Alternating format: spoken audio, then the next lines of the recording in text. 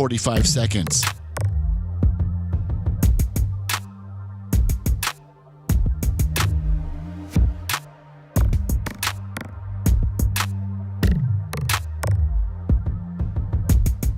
$30 seconds.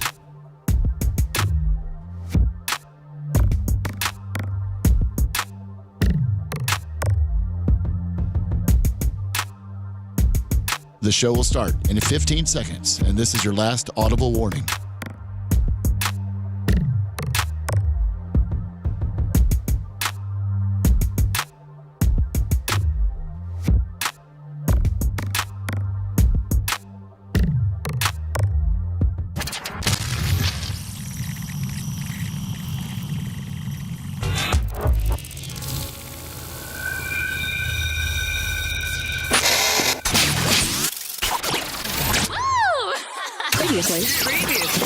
Previously on the Bubba the Love Sponge show. Devastating, the Ferrari.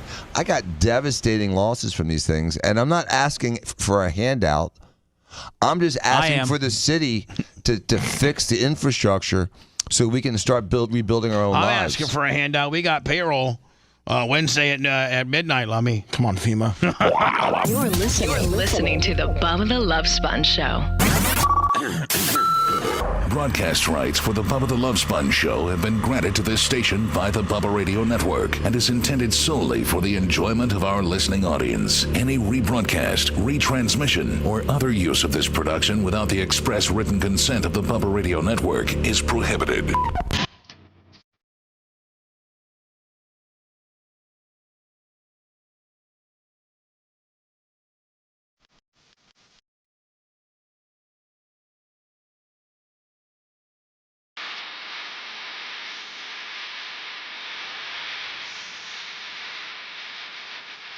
Man, we got all kinds of drama happening. Oh, my Jesus.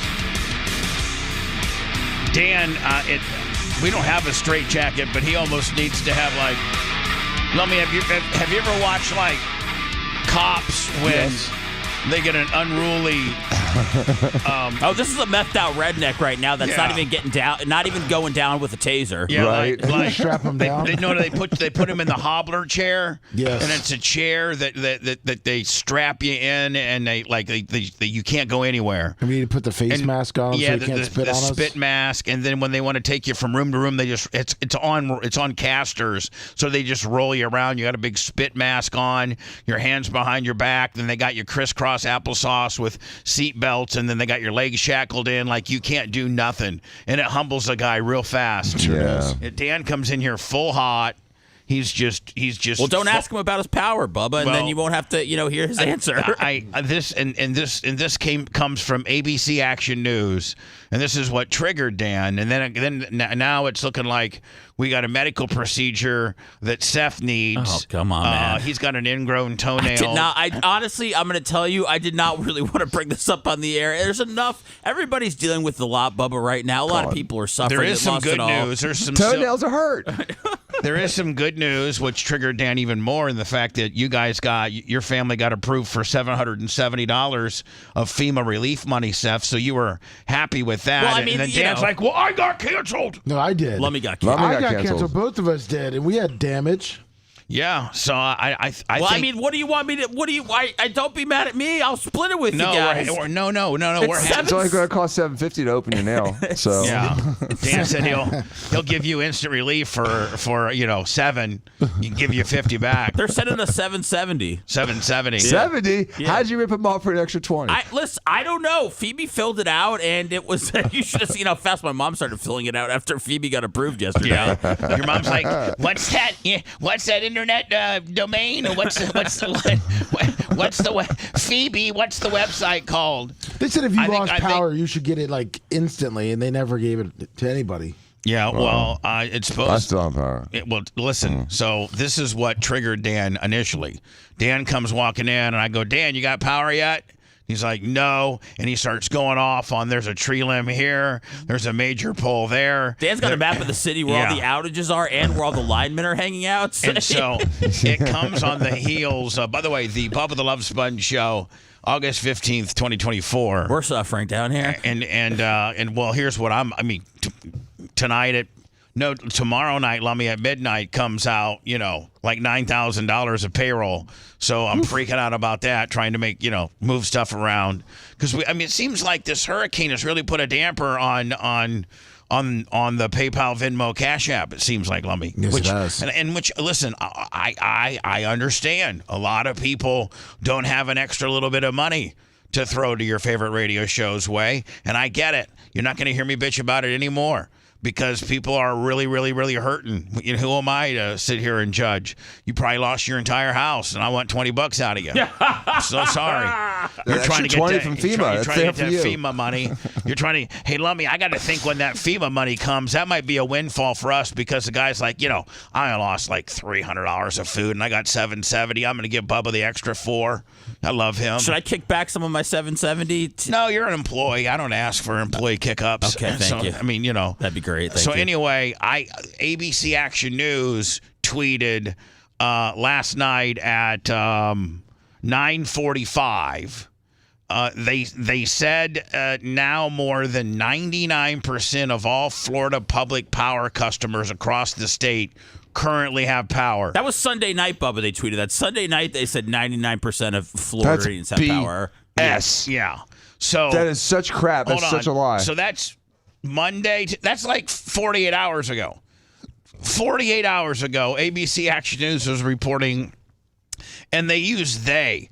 I need to know who they is. Is it Tico? Is it with Akuchi? Oh, no, it's not Tico. Tico is one of the slowest ones. The guys say Tico is the hardest to deal with because they're not getting their approvals. So, well, let me see. So who's approving? Where is the rate limiting You have to have step? inspectors come down and look at it and then say it's safe to work with it. Here's the thing. This is the whole boondoggle. Listen to this, Dan. So with Tico, here I got this is and it's different than other municipalities. Well, this is the difference. I don't know if with Akuchi or Duke. Duke has almost all their people. I don't know up. if Duke or anything like that. So this currently, I'm going to put up on screen. Hopefully, you guys will put it up there for me. This is. Dan, you and Seth are one of 96,245 people that are out of power. This is the Tico outage map, and the way it operates is they send. If you want to report an outage, like I could use my location, but I don't have an outage. So Dan, like you would put your address in there, and then you would hit report an outage, and then it would tell you. Now they're promising. Lummy, when I was going through my power struggle, they're promising that everybody gets their power back by midnight on Thursday. Yes. They're saying like that everybody will have their power back by then. But Dan, if you go like this is the Tico outage map, and Tico first has to send somebody out to investigate it. Yes. And then it'll say pending investigation, and then it'll then kind of give you a kind of a rough dent. So, Dan, if you can really, really kind of check this out, you can really dial in here through the map, zoom in. Let me see. Go to my house. I'm trying to find your house. Let me see where it's at. Let me see. Dan's house is a little to the left over here. Yeah. Where that blue is, where that blue patch is, right in the corner by McDill. Right here? Lower and left. Right here? Lower. Next peninsula. Oh, this one. Yeah, right there. Underneath that. I got it. Okay. I know where you're at. Okay, here we go. Boom. And then, hold on. Boom. Patch. All right. Now, are you that right where the blue meets the green? Hold on. Right now you can go like this. And, there you go. And I actually got a picture of my house. You can. Yeah, we're gonna see a picture of your house. Let me see here. Way to dox me. I need to go down a little bit more, don't I? No, up. I think you're at McDill. I'm at okay. Here we go. Damn You'll see the double docks. Yeah. No, that's not it. Right above that. Yeah, the double dock right there. Yeah, I got it. Here, Danny's house is this big drag strip looking thing right here. Yeah. Right here. And so I can land a 747 back there. Yeah, so hold on. You are Dan, look at that. These people all got power. Look, right behind you. So we know. So there's no reason for it. Let me. We can use this big long pier as a reference point, okay? And boom. Oh, Dan, look, you're just in that little patch. So what's the difference between blue, green, and yellow? Blue means you're screwed. Green means there's 1 to 100 people affected. Blue means there's 101 to like 500 people affected, and then orange and red mean more than that. Yeah. Okay. So that. So there's a big. The problem is with that street is there's traffic lights out. The street's not been cleared. There's debris for about 1.5 feet on each side of the road. The whole area has been completely neglected, and even like McDill. South Dan, of look at everybody. Swan. Look at everybody. Everybody over here's got power. No, we don't have Tico, Bubba. We're St. Pete. Oh, we're Duke. You're Duke. Yeah. That's why it looks like that. I was gonna say, man, everybody in Pinellas is partying. No, we're not. We called Duke yesterday, and they had no record of our power outage. But Bubba, if you look at that happened to me, Seth. They're horrible. If you look at that, Bubba, everyone pretty much south of like El Prado has no power. If you look how dense. If you pan out and go up a little bit, that whole area is dead. Look even above Gandy. Look north of Gandy. Here's Gandy right here. Go north of there. That whole big blue, yellow. Look at all that between Gandy this and whole West Shore area. All dead. It's all dead. And it's dead. It's See, like, I was in this area here, and they cleared it out pretty good. Should we do an Antifa-style protest on the campus of UT? I'm ready to start dumping all the debris up my street, just right on City Hall. Right on the steps. I'll just pay for it to be picked up and dumped right there, right on your lap. Pam Ario. Jane Castor. I'm living in the past. If I'm Jane Castor, man, I'm getting a hold of DeSantis and be like, I need the Texas and the California and the Ohio and the Indiana trucks that are already headed northward. I needed them to stay in Hillsborough County, because at the end of the day, man, she doesn't have a dog in the Pinellas County fight. Nope. She doesn't have a dog in the Polk County fight. Nope. She only has a dog. She really didn't even have a dog in the entire Hillsborough County. She only has a dog in Tampa City proper. Right, and look how Tampa City proper is decimated. It's the worst. It's a whole tax base. Let me tell you something. The Tampa City proper, which is completely under her jurisdiction, is the worst, because Tampa City proper goes, I think all of this whole entire peninsula. Yeah, it's all south of Kennedy. Everything south of Kennedy is decimated. But there's North Tampa too. All right, so that patch. So let me ask you a question. Where does the city of Tampa city limits end? Pretty much go to Fowler. Fowler? That's not county? No, the city it splits. It's weird. It like loops up. USF. Like East Tampa, no, south of USF. So East Tampa, all the way to,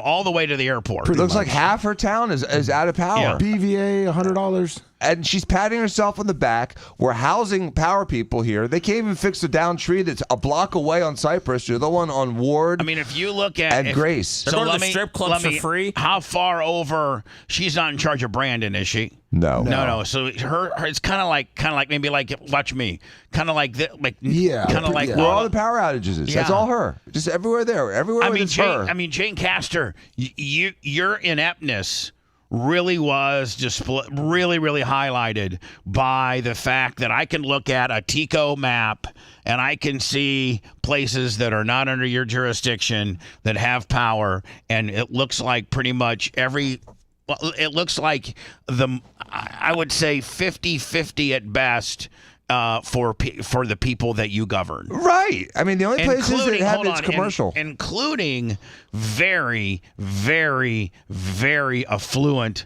areas like Davis Island, Harbor Island, Bayshore, where Dan lives. I mean, all of where's over by Steve, where Steve lives. All of that. This right here is all where Steve lives. Yeah, they're all out of power still. Actually, Stephen got power, but Rob didn't. Rob's whole first floor of his entire house and property, everything is decimated, from the grass to the landscaping to all the structures. Decimated. I sent you a map just so you can have an idea, because it's a lot bigger than you think. I spent 2 hours with Chubb yesterday, and I tell you what, who's Chubb? Chubb's the insurer, one of my insurers. Oh, yeah, okay. They were hold good. on. You got Chubb? It's Chubb. Man, only rich people have Chubb. Well, I used to they have were Chubb. taking nice care of me. It was 2 hours they spent going through my property and all the damage, and they're sending more people out, engineers, stuff like that. But Chubb's being responsive. The city of Tampa is being neglective. Good thing Lieutenant Dan got saved, not. Yeah. But Dr. Dan gets effed right in the butt. I mean, he's probably got power. She even made it. The Tampa Police Department this morning just saved Lieutenant Dan. Greg Glazer, $20. Congratulations.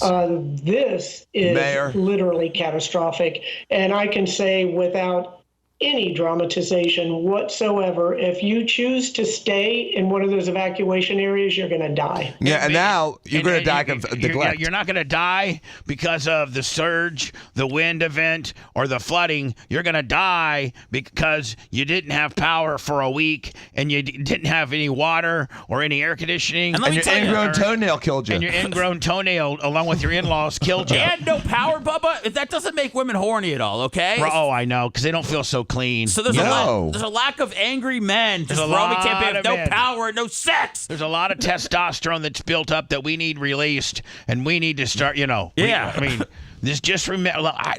you look at when the next Tampa mayoral election is? Yes, B-Fennel 25. The only bad thing about it, Dan, is that they're going to say like City Hall meeting or something. She's not going to be the person. I'm going to the next City Hall meeting. She's not going to be the person that I see. She would be a really nice pincushion if I was running against her. Right. But she's timed out, so it's all going to be new people. It's going to be one of her people. It's going to be like Kamala. She is acting like she's not, but she's one of Biden's people. So it's going to be one of Castor's people. They're all incestuous.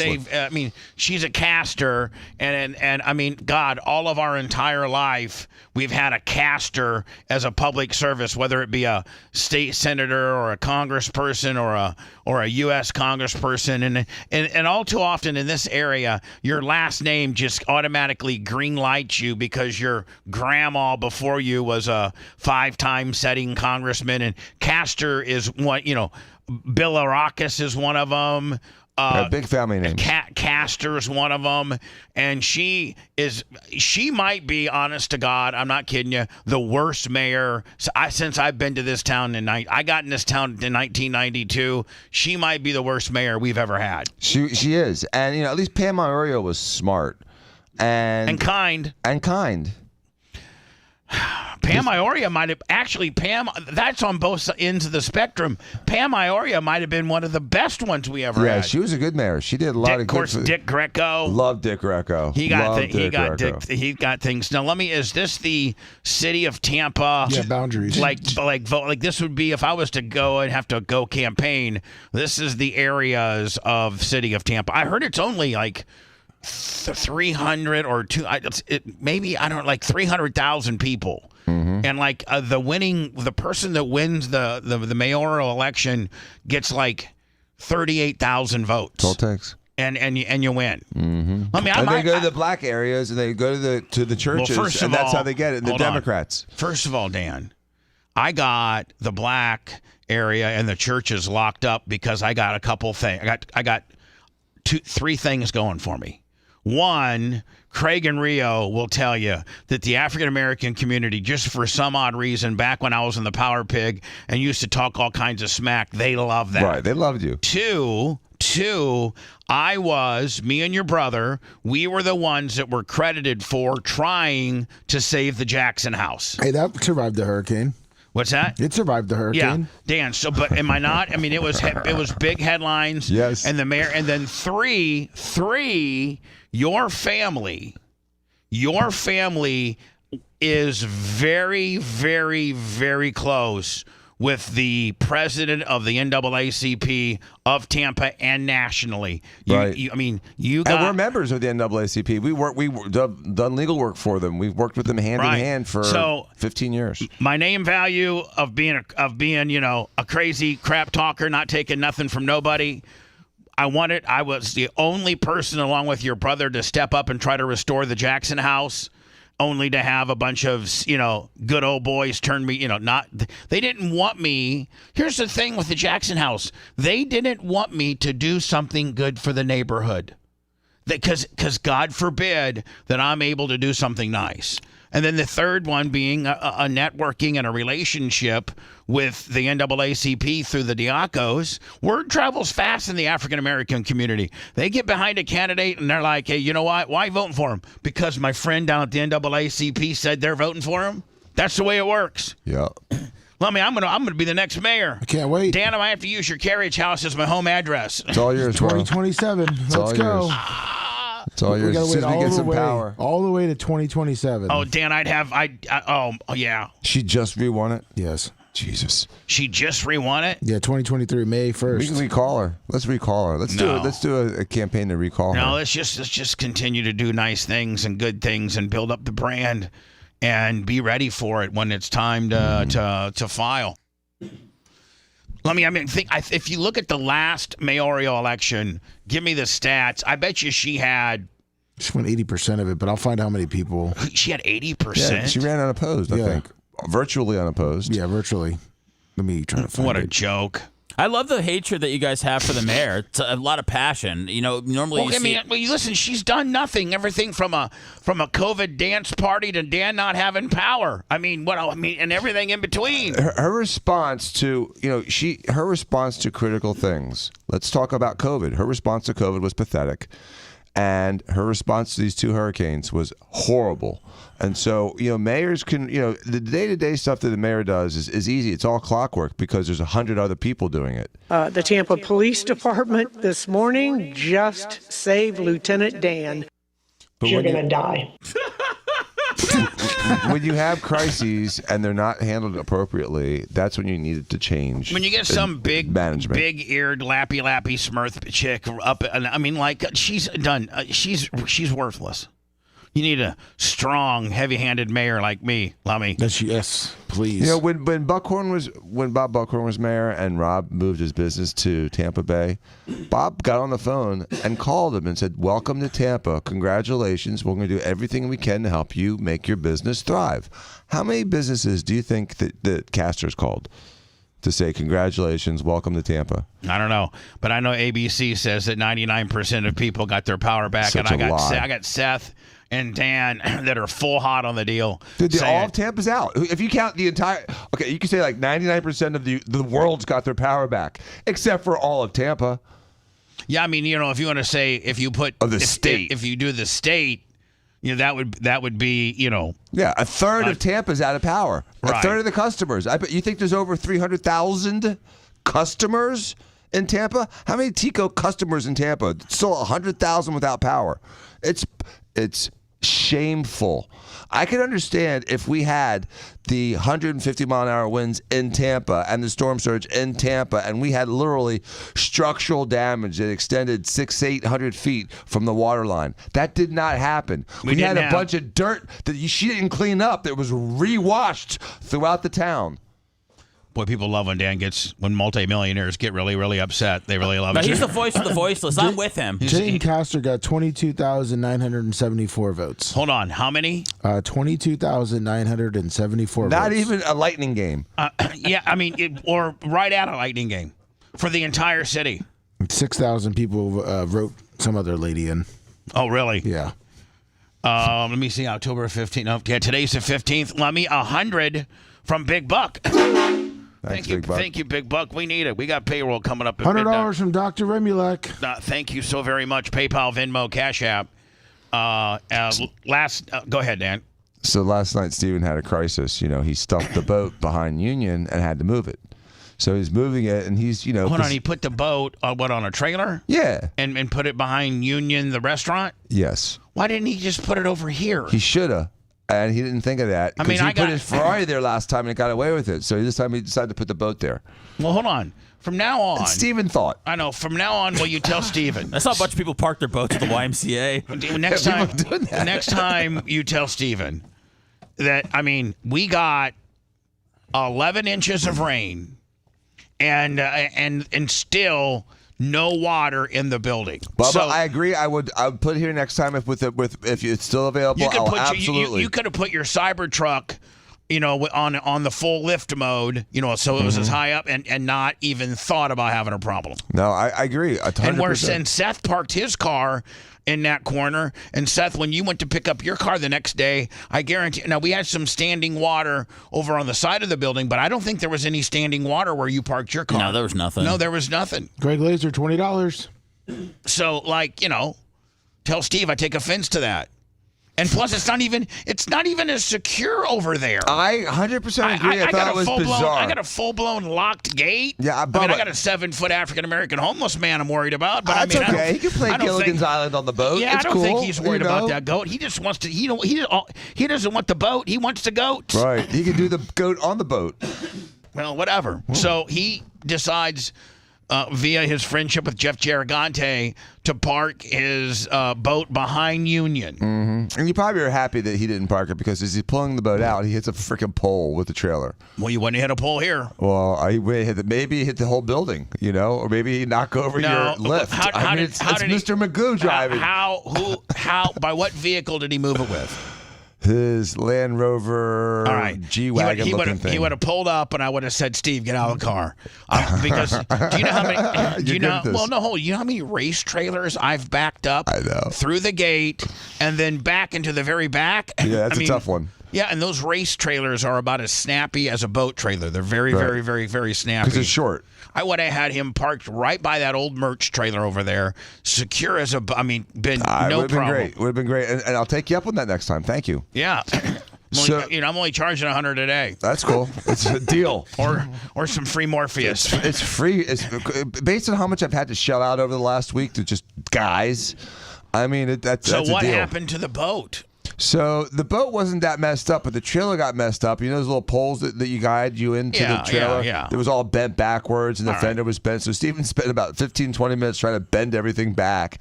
And he's like, Dan, I know you said F off earlier about launching the boat, but I got to launch the boat because now I got to get the boat trailer fixed. I'm like, ugh. Steve's the less mechanical of all of you, is it? Or yes, yeah, he's the least mechanical. Right. He's the least everything. Is he kind of is he the most indoor cat of all of you guys? No, I think I may be. I may be the most indoor cat of all of us. Yeah, I mean, Jay'll surf for like 15 hours straight. I know, but you'll also go and run an Ironman, and you'll go and drive your bike 22 miles. And Steve's the most indoor. Yeah, Steve's the most indoor, and you would. I think you could probably back it. Can you back a trailer in probably better than you I could drive. When we were kids, back when we were kids. My mom had a hot dog push cart. Your mom slung hot dogs? Yes. She had a hot dog restaurant on Central Avenue in St. Pete, 6th Street and Central Avenue, right across from Cicino's.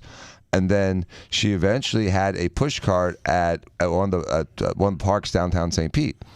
Did she hire one of those teabag bitches? Or she's the one that got it legalized. She fought the city for 2 years to get it appropriately legalized. She had to have hot and cold running water. I mean, it was a whole list of things. This is, again, 40 years ago. So the carts that she had to buy just couldn't be a cart to hold some steamed hot dogs.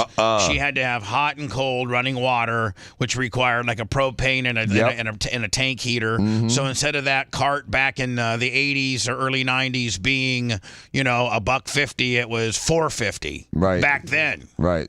So she got that approved, and that's what led to all those teabag off. She should have got a vig from every one of them bitches. She should have. But we used to have to back that thing into the driveway as kids every night. So she would, we got pretty good at backing up trailers. And she was a grinder. Her husband is this big time surgeon, team doctor for the Buccaneers, big slinging D. And she's out, her ex-husband, and she's out having to sling hot dogs to make a living. Poor thing. Yeah, I know. Damn. Arlene's Good News hot dog stand. It had like a religious flair to it. Oh, it did? Yeah, she was religious back then. Was she more religious back then than she is now? No, but that's where her transition was back then. All right. To being more so religious. You don't have any power. Seth doesn't have any power. So we're back to the trailer. So we're launching it. We launched the. Steve was like, I need you to help me launch the boat. So I go. Where do you guys launch the boat from? What municipal boat slip do you guys usually use? Well, for this hurricane, for the first time, we used the one on Gandy and West Shore. Okay.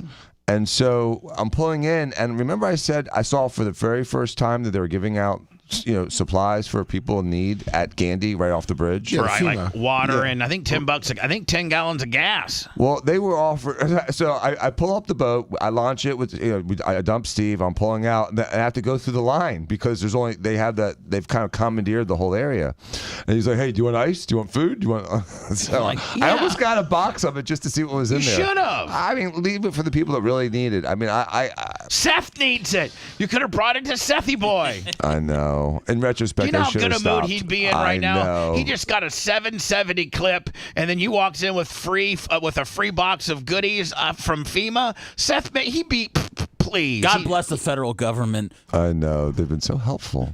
So, I mean, do you think FEMA has responded well on this particular disaster? Is a lot of it have to do with politics? Because they're like, man, we've got to nail this one because we are 25 days from the election. And people are going to remember how we handle this. And if we handle it good, then we got a potential of not losing any votes. But if we handle it bad, it's all downside. People are going to vote for who they're going to vote for, but a natural disaster and how our government handles this could sway some people. It really could. Absolutely. It has known to change elections. Sure. Natural disasters have absolutely changed elections. And again, I have no Trump, beef. And Trump kind of is at a disadvantage here because he can only roll in and say what he could have done. Mm-hmm. But, the Biden and Harris are directly in the driver's seat of making themselves look better by how quick they handle this. So they're in the driver's seat like you are at the Grand Prix in Disney World. I mean, they're just like playing with a toy steering wheel. They have no idea what they're doing. Yeah, but I'm just saying, like, they're not. I don't think they're effing it up. Well, it depends on how you look at it, Bubba. I want to make this distinction. They're not in charge of the linemen. No, getting the power. And I'm not vilifying any FEMA worker or lineman worker or city worker that's being told what to do. It's the jackasses telling them what to do that I'm criticizing. So it's the administration at FEMA I'm criticizing. Absolutely. It's the administration of Hillsborough County and Tampa that I'm criticizing. And Tico Energy, those administrators, I'm criticizing. They have their heads buried up their ass because they are helping everyone but themselves. The Tampa Police Department this morning just saved Lieutenant Dan. We're not going to save Dan Diaco's $7 million compound that he pays $60,000 a year in property taxes, but we're going to save a guy that just shook down people for $45,000 on a GoFundMe Willie. And you know what? It's a lie. We didn't even save him. You didn't even save him. He pretty much greased you and told you to get the hell out of here. The Tampa Police Department this morning just saved Lieutenant Dan. You're going to die. Useless. So Dan, supposedly now, man, your work, the Diaco Plastic Surgery Institution USA, it took on water. Yep. It doesn't have power. Nope. We were seeing people with flashlights yesterday. So flashlights. You're losing money. You're losing money because you can't perform your services in any post-op that you do. You're using literally. You have a nurse in there with a flashlight. It's humid. You're starting to get concerned about maybe getting mold or maybe having. You're going to probably. I'm telling you, rip all the carpets out. You dumb asses. It's been 6 days. Now you have wet carpet. You didn't realize it. You told me with an email. Oh, building's fine. You mean the landlord? So I'm like, okay, cool. We're good. We even got power. Hallelujah. We're going back to work. I got something to do besides raking and shoveling and mopping and scrubbing. It's been a freaking miserable week for me. Man, Dan's triggered. Look at the solar power plant damage, Dr. Dan. Goodness. That's for Tico. Yeah, and if we had stormwater drainage taxes, none of this would be happening. Dan, there's where all your linemen are. All your linemen are fixing the solar panels. Oh, that's important. That's where all they are right now. Yeah. You and Seth can't get power because they're doing a field full of solar panels. That's important. Dude, Bubba, just like you said, there's a down telephone pole up the street 2 blocks from here. We have 60 power trucks at the hotel. No one touched the freaking pole. They're not allowed to touch it. Because they have morons running this town. Dan, they're not allowed to touch it because they don't have the orders to touch it? Correct. They are not allowed to just go out there and fix it. They literally get a printed sheet of where they need to go and work, and then they enter into their little computer system once they've completed that job, and then they have a list of 10 destinations they have to hit during their shift, and if they get them all, and then they clear them as they get them done. Yep. And if that pole that's laying on the street just up the road a little bit, and if you look at it, man, it's a major pole. Oh yeah, like it's not. No, it's a massive pole. It looks like it's 80 feet tall. It looks like it's got a transformer on top of it too, and it's on the ground, and it's been on the ground since Thursday morning. And it's 5 days. They have a power line on the ground with a pole. 5 days. And the linemen that are staying in various hotels around Ignoring here, it. they have to drive by that pole anywhere they go in the Tampa Bay metro area to fix. They got to drive by that pole. You don't think one of them would say like, "Hey, you know what? Let's be an hour late getting to our job, and let's get this pole back. But see, here's the problem, Dan. A big pole of that size is a whole different unit than just a regular lineman that's taking down power lines from a pole that didn't fall down. So, because they have to bring the auger guy in. Yeah, but they got 100 trucks back there. You don't think there's an auger truck? What the guy said to me on Sunday when he said, yes, we see it. It's right in front of us. Once we get our orders, we'll go over there. Plus, most of them are in unions. So you can't just go on your own way. They're like, we can fix it, but we haven't got their orders yet. Yeah, you know how unions are. I mean, you can't. If they would go on their own because it's so obvious, it's a wonder their hotel has power.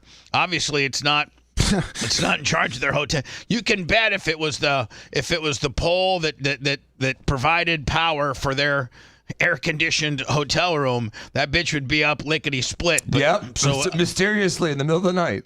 But if they go against, like if they put that pole up, it's not on their sheet to put up, they could get fired from the union. And those guys, I heard, Lummy, were making like $3,000 a day. Yeah. Well, what do you look it up? I think it was $2,400 to $3,000 a day. A day. I think they're 5 days on, 2 days off. And so on the 2 days off, are they just laid up in the hotel room? The dollhouse. Spend another cash. They're Just got $15,000. We actually got to get into that next. I don't want to run too late. We were so late yesterday. So when I come back, a little bit of Monday Night Football, and my buddy Billy Bullers. And Warren, Warren owns some of that place. Oh, nice. Warren, a guy named Warren and Billy Bullers owns the Dollhouse. The Dollhouse has been a Tampa institution since 1992. All the sluts go there. It's where, like when me and Dan and Jimmy Clevis and Fabrizi and Steve, and when we all used to kind of be the Brat Pack, that was our gentleman's club of choice, was always the Dollhouse. That's where we always, Dan, remember, we always got that corner booth. Remember? Right. And if you stop, a lot of people go there and have like a drink before they go out. Yeah, and come back at the end of the night. It wasn't even necessarily about, they got a great Caesar salad. Want to listen to the show on demand and on the go? Enlist today at BubbaArmyHQ.com. Sign up and start listening. The Bubba the Love Sponge Show will be back after this.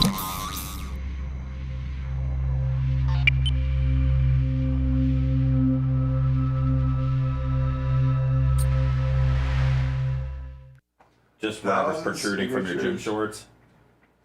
Bubba, do you need me to choke out Seth for staring at you? I don't know why he's looking at my cock. It's not there, Bubba. What do you it's not there? It's not. Look, it's in the gym shorts. It's like. Why are you even cock looking? I haven't in a long time. I don't have power. What else am I supposed to do? Jesus. Cock looker. Seth's a cock looker. J fish on a J. There's 7 allowable grounds: malfeasance, misfeasance, neglect of duty, drunkenness, incompetence. Incompetence. Let's recall it. 1,000 signatures if the registered voters in jurisdiction is 25,000 or 5%. Oh, I got some great info. I'm all ears. No, Save it? Yeah, save it. Okay. And this comes, this is great info. Exactly, John. He's a fucking meat gazer. Thank you, Rolando Riviero. Backer checker. PayPal, Cash App, Venmo. We kind of need a little. I need a little help today, guys. That's what gloves. Just a little bit. You could spare. Go to human. Like 10, 15, just get. I know. That nap in Tampa was sad. Everyone's got power but Tampa.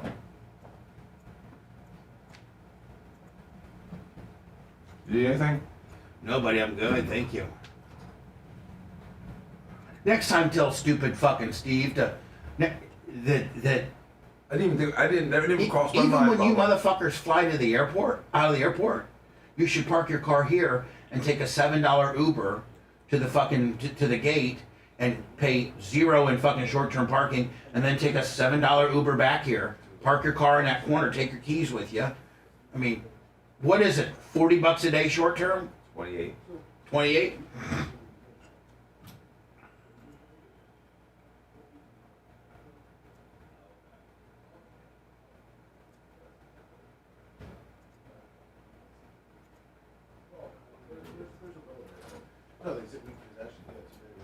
The question is how much of Tico's resources are being used outside? Oh, no, hold on. I got something that explains it all. Oh, okay. You're gonna fucking flip out over this. Oh no. I'm just excited to have something to plug into here. Oh no, you're gonna. This is. I thought There's no inspectors in my This area. might be. Hold on. This might be. This might be class actionable. The information I got. Book your ticker. And the information I got. You want to look at my cock again? No, I was gonna show Dan my toe, but he's eating. Oh, you put it right up here. We mean right now? Can we do it on air? Yeah, We'll we'll do it do it because on I have air. a feeling my reaction will be better, and I am eating. Yeah. So get it ready, and then on air we're gonna. It's ready, Bubba. It's ready. Yeah, how do you prepare it? I don't need a fluffer. Oh, I'm hold ready. on, and just to have a sterile environment. Do we have gloves? We don't need no gloves. No, Dan needs gloves. He's always got Fucking gloves. I got a bunch of cracks in my fingers. I'll be fine. Open cuts are good for. Look, we're gonna flop your fucking. This is the sterile working area right here. I got some. I'm legitimately scared because it really hurts. So what you're gonna do is you're gonna sit in that chair, then you're gonna prop it up here, and then Dan and I are gonna inspect it. Dude, you can't just.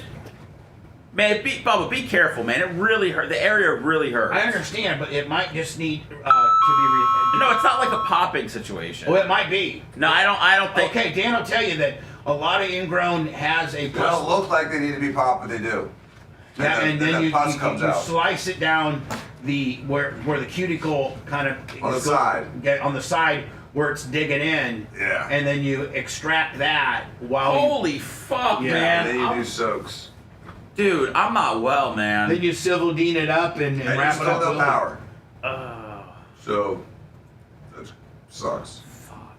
And this is where people are having problems. The 5th, 6th, 7th day without power was people start getting infections and things like that. Yeah, because you can't shower properly. And that's why FEMA sent me the money. I said I had an infected toe. Well, ask him. I think that's another $150. I mean, it is. It is because Dan has to take it off.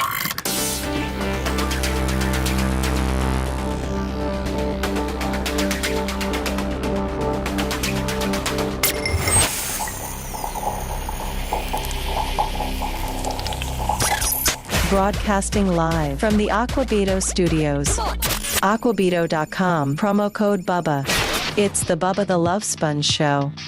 Again, go to aquabito.com, aquabieto.com, promo code BUBBA, and get you some of this pH balanced, phosphorus infused water in a can. I won't drink water. I will not.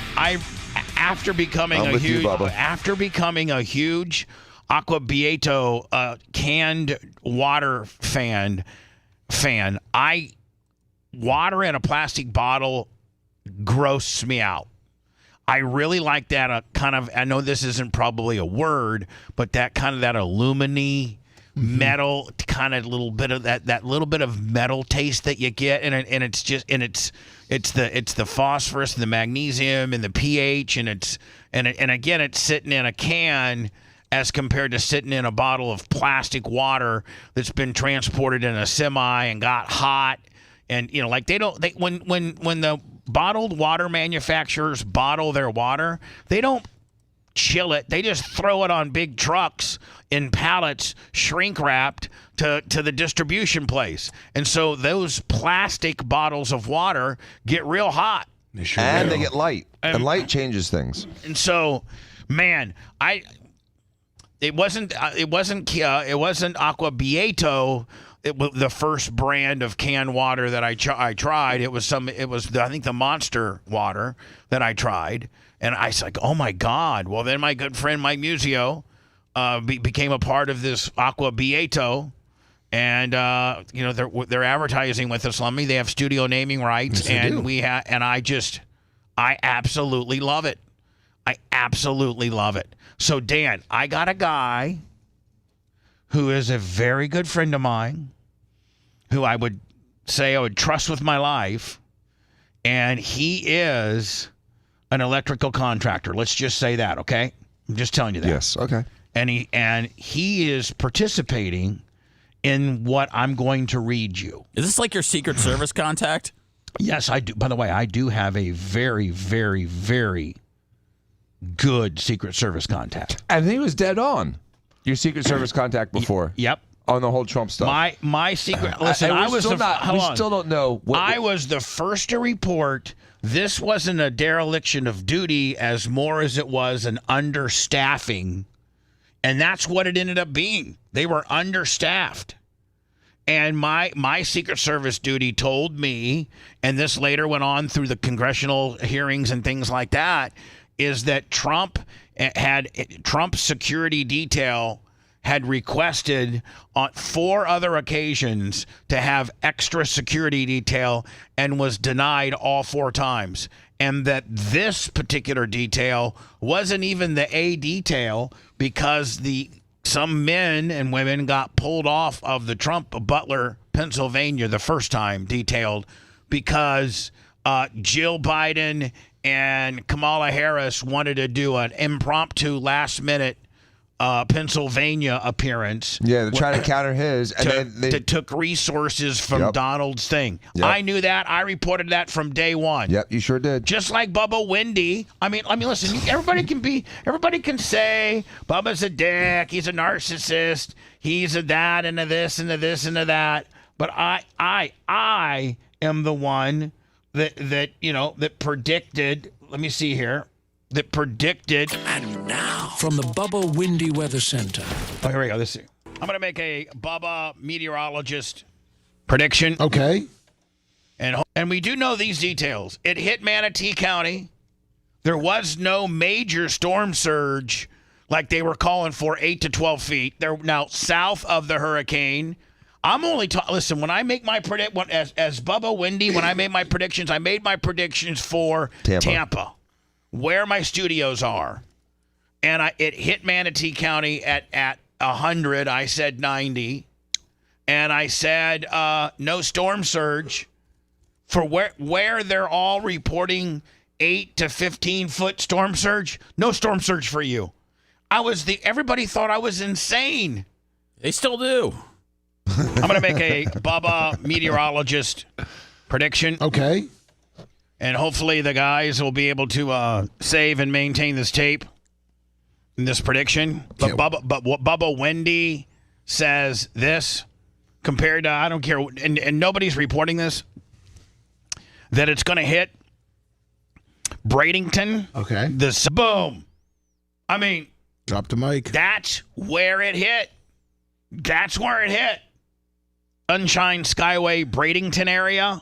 I'm saying it's hitting Bradenton at a Cat 2, which it was a very, very, very, very weak Cat 3. Was it? I thought it was a 2 by the time it hit. Did it hit as a 3? I don't know if I thought it landed as a 2. I might have been dead on that one. Technically, it was a 3. They're saying barely a 3.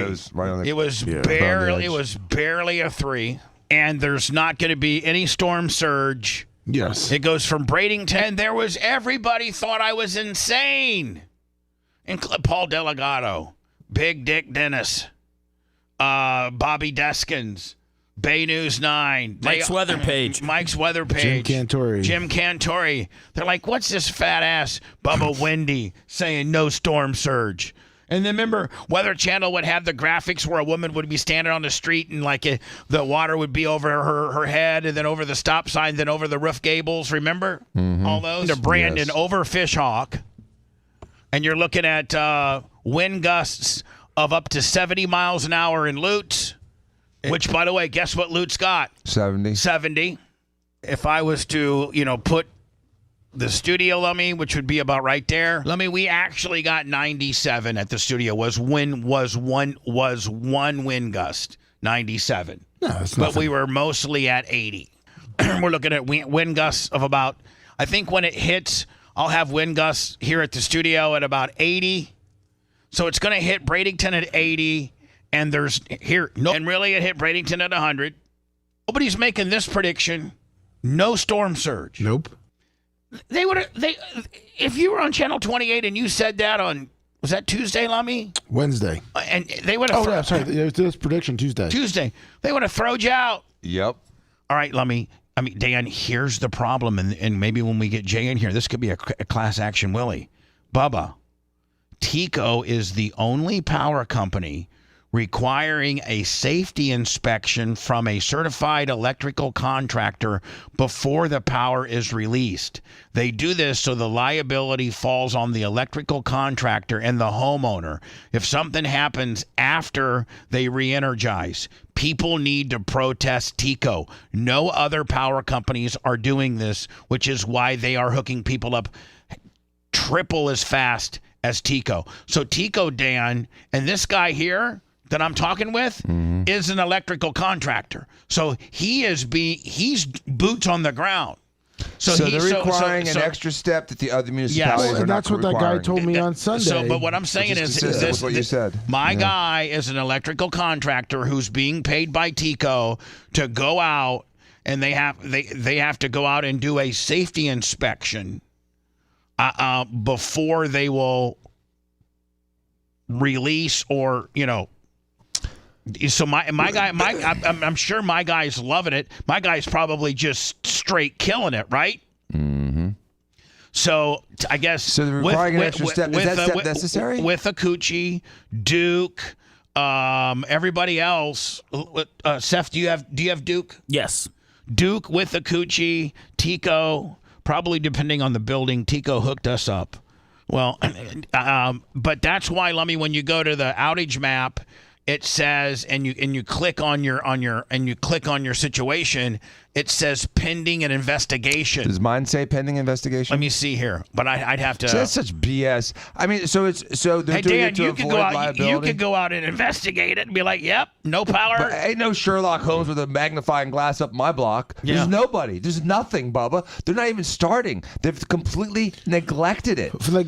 But what he's saying too is, and if you look, well, you're not looking at that. But I'm looking at those guys in the trees. If you watch the linemen, they have multiple guys just keep going up and watching to make sure every single branch is away from every single line. All right, so here I'm gonna put a pin right there. Outage information. Pending investigation. 189 affected. Caught pending investigation.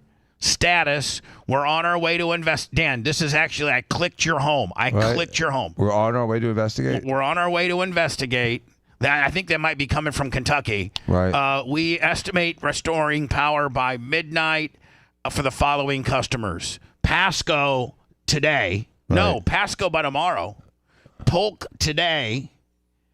Pinellas and Hillsboro by Thursday. Now, there is no physical damage that would be preventing them from coming in and fixing this right now. My guy's right. They have to send out a certified electrical contractor to go out and do an investigation. So, I think Duke and with the Coochie, they just send the boys in there and they they start, wiring stuff up and start, working on it. But TECO has to send, my buddy out there, and my buddy has to look at it and say, yep, looks like it's here, and here. We need to do this, and this, and this. Well, another thing and I guess that's, Dan, too, so that they can say that they had, like, I don't know, maybe, I guess my buddy is telling me it's 100% based on liability. I would pierce that liability so fast, number one. Number two is I would like to know how much of PayPal, PayPal, Venmo, Cash App. We need some help. Thanks. Tampa's and Tico's resources were diverted elsewhere. That's the number. That's what I would like to know. I think that's a disgusting number that's going to offend everybody.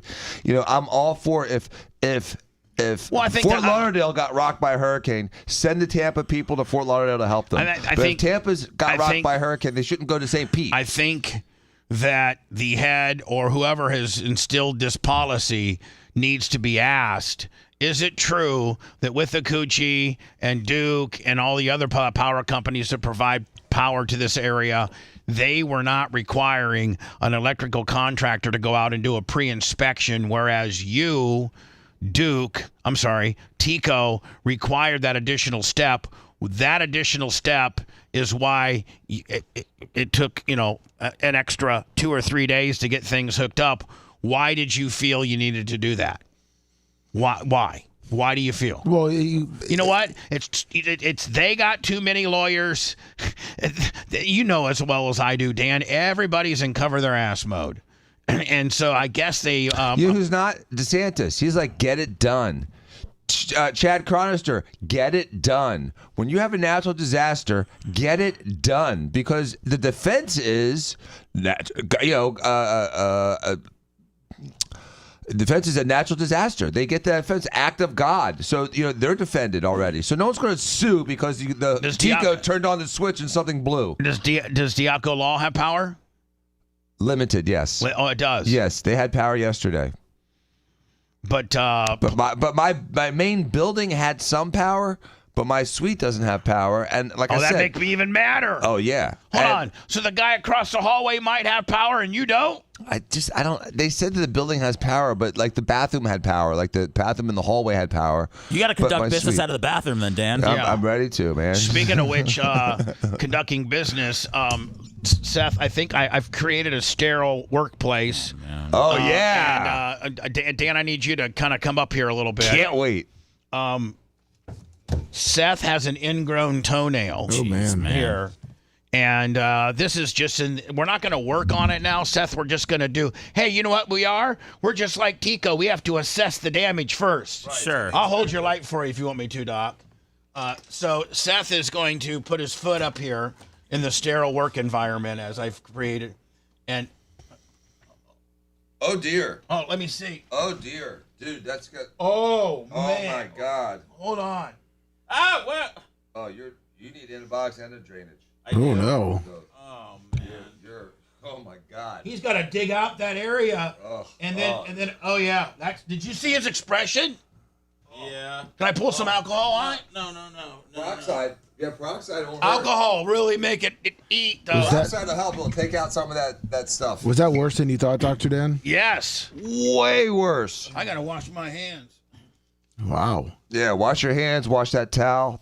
Dude, you got a rotten toe. You got to fix that. You're going to end up like 9.5 weeks if you don't. You're going to end up like Dion.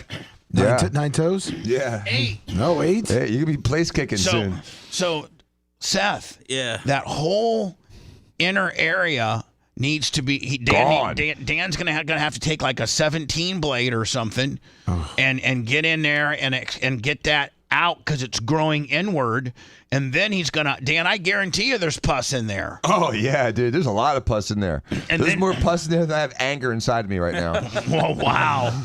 So Seth, that's got to be just absolutely killing you. Yeah, it looks painful. It's surprisingly gotten better over the last week. I got my pocket knife right here. I mean, Yeah, Bubba pocket knife will work. Yeah, I mean, if I get a lighter. Yeah, just heat that bitch up. And sterilize the blade with that. Dip it in a bucket of ice so it's numb. His foot. Yeah, dip.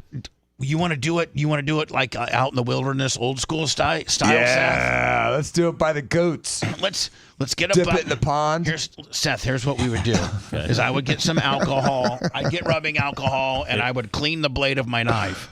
Then I would take a lighter and sterilize my knife with heat. Okay. Yeah, get nice and red, Right. like a brook will go brand you. And then Seth, we would have you stick your foot into a bucket of, or at least your toes into a bucket of ice. Or a cup of ice. Yeah, a cup of ice. Ice water, numb it up nice and good. Numb it up. Put it on our sterile workplace. Mm-hmm. Then get my Bubba Army utility, handyman pocket knife. Boom, and get in there and just start kind of digging in there a little bit. Just slowly. Holy hell, man. Slowly, just kind of. If you can see the screen here, just slowly trying to get in there. I'll probably let Dan do it, but I probably could do it. He could do it, but he'd probably prefer me to do it. Yeah, might have a doctor, and then get in there and just kind of start trying to kind of just work that skin off of that toenail. And everything we get off, we can just feed to the goats. I'm sure they'll love it. No, or the fish. But fish, yeah. Have you ever seen those nail salons that they have fish? Yeah, it's so gross. And they have these fish, your heels. and you put your feet into the container where they normally work on, and then these fish, they eat off all of your dead skin. It's disgusting. Is it legal? Yeah. I don't know if they do it a lot in Tampa, but I know exactly what you're talking about. Do the fish? Do they get bigger because they, or do they have to? Do they have to have 3 sets of fish, or the fish that ate my fungus, at 12 o'clock? Dan, when you roll in there at 1, do they get those same fish to eat yours? Yeah, I think they do. I think they recycle the fish. They just keep eating, and eventually they get big. I don't know if they start eating toes off, but what do you do with the fish when they get too big? Do you just throw them into the ocean? Homer, $20. Probably flush them. Maybe you can go to some of these nail salons. We need starter fish for our pond. You and Fish and the J have done a wonderful job with stocking it full of bluegill and 1 bass and a couple of catfish and Todd the turtle. But we don't have any flesh-eating fish. Well, I think we don't feed the fish for a little bit, but put Seth in there. I can see him eating it. They come right up to it. So Seth, listen. First of all, listen. No shtick involved. What are you going to do? That needs immediate care. I don't know. Immediate care. I have no idea. Your brake. This is even more priority than your brakes on your car, which are already, the squealers are hitting the rotors. Oh, man. Yeah. I know. He's already grinding the rotors on his brakes. There's a lot going on. So, but this takes precedent. If he doesn't get this handled, right? By the way, Lummy, God bless her little soul. She knows we're having a tough time right now. 2 days off last week, payroll tomorrow. Susan Poitras with a Benjamin Franklin. Woo! Love her. Dan, would you not agree or suggest to Seth that he needs to get this thing looked at? Yeah, definitely. It's just going to fester.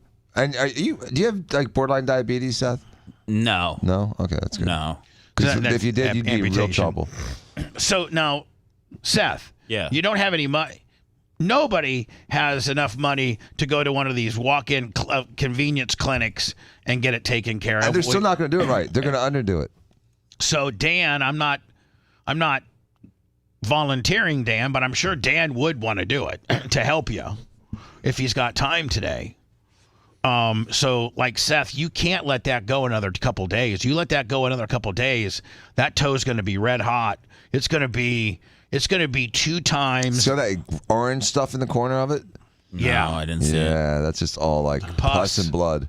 Pus and blood. Dried up. Seth, don't let it ruin your day. Pus and blood. Seth, you're working at a place that has a doctor that diagnosed it and can fix it. I know. No, it's fine. It's all good. But it's not all good. It's not all good. No, it's not. It's bad. It's not all good. What are you doing today after you got Operation Pigmentation? 717 JLR, $20. I got a couple pods today, but Dan, what's your schedule like today? I don't. Why are you? I don't even think. I feel like you're volunteering, Dan. I feel like Dan's got stuff going on. Dan wouldn't want you to go to an average clinic, get shook down for $300, and them not do it the right way.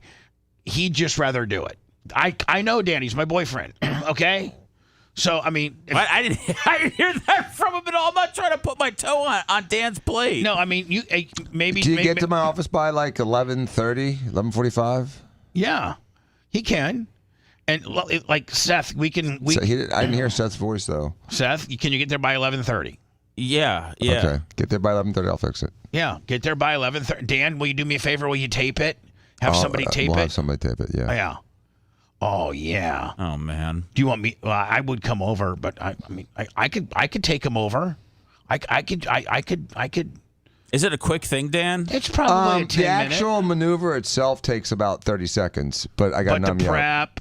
I got prep. He's got to needle it. Bubba is a good assistant. I have had Bubba work on me before. Listen, A+. When Lummy had 8 coarse-lined crochet stitches holding on. Looked like a baseball glove. It did. Looked like Arlene's crochet yarn. It was so thick. Listen to this. The emergency room that Lummy went to when his dog, now deceased. Yeah. What's it, Turner? Fletcher. Was that his name? Yep. Yeah. Poor Fletcher. They were playing ball and he misjudged. He just really, out of all the years of frustration, finally got me. He bit Lummy in the face. Lummy goes to the emergency room. This male doctor puts in 8 stitches. Was he a doctor or was he a male nurse? Male nurse. Yeah. Puts in 8 stitches. Up there with male cheerleaders. 8 stitches. Dan's like, oh my. Lummy comes in the next day. Dan's like, oh my God.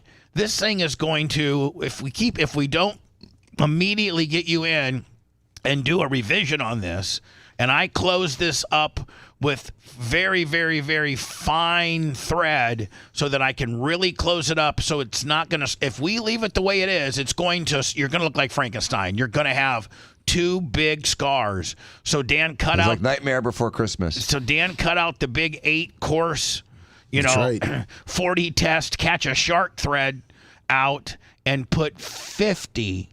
What the emergency room used 8 stitches, Dan used 50 and really, really got it closed up so that it would grow. And Lummy, quite frankly, it's right there on your beard line a little bit, but quite frankly, you can't really tell. No, it's not a distraction. Daniel Hamilton, $20. No, I mean, like, you really can't tell. So he held my hand the whole time. He did a great job. I helped. I helped with it. So Seth, maybe I need to take you over there because that's your. We can do Clement Kush. We can go over there. You can film me and let's do, and then I'll get back for Operation Pigmentation. All right, let's do a really fast Clement Kush. Okay. So that we're out of here. Like we'll start at 10:10. Okay. And be out of here. All the guys laugh when you say that. No. Why do they laugh? Because it's impossible? He says, we literally did it like 11:15 yesterday. He says, look, we're going to do it right after the show. I had diarrhea. I got diarrhea. And an idea that we had to discuss. Yeah, which now, reflecting back on it, do you still think that's a pretty good idea? Yeah. Yeah, I do too. Yeah. I should tell Dan the idea. Privately, I think he'd love it. He'd want to be on all the time. He would. That's true. we're just going to have to actually just have a little bit of real estate for Dan just to pop on at any time. Yeah. So we'll do a 10:05, 10:10 to 10:50. Then I'll load you up in my in the Crown Vic or whatever. We could even take your Ford Hemi. I'll drive because you're the passenger. Yes. Is it your right foot? Yeah. As your gas foot? Yeah. So you're going to have to let Bubba drive. I'm going to drive. Or we can take the smart car. Doesn't matter. Smart car. There you go. And we'll get there. And then, listen, Seth, we don't wait for nothing. I walk right on in. Well, you remember I got anally probed, once. Remember when? Not at my office. Yeah, no. that was horrific. And this, because you didn't bring your boss man with you. Yeah, Bubba wouldn't let you get probed. I'd be like, no, he's not getting probed, Emily. Please stop. I'll give you a Snickers after, Seth. I got a lollipop for you. We'll roll right in. Naba. Who hates me but loves me. She's lost a lot of weight. She's so beautiful. She looks great. She is so beautiful. I'm sure they can't wait to have some guy with a messed up toe come in there while they're having no power right now. No, Dan will already have pre-warned them. I got Bubba and Seth coming in here about 15 after 11. So just expedite them right to a room. I'm so disgusted with myself. Listen, we get VIP, buddy.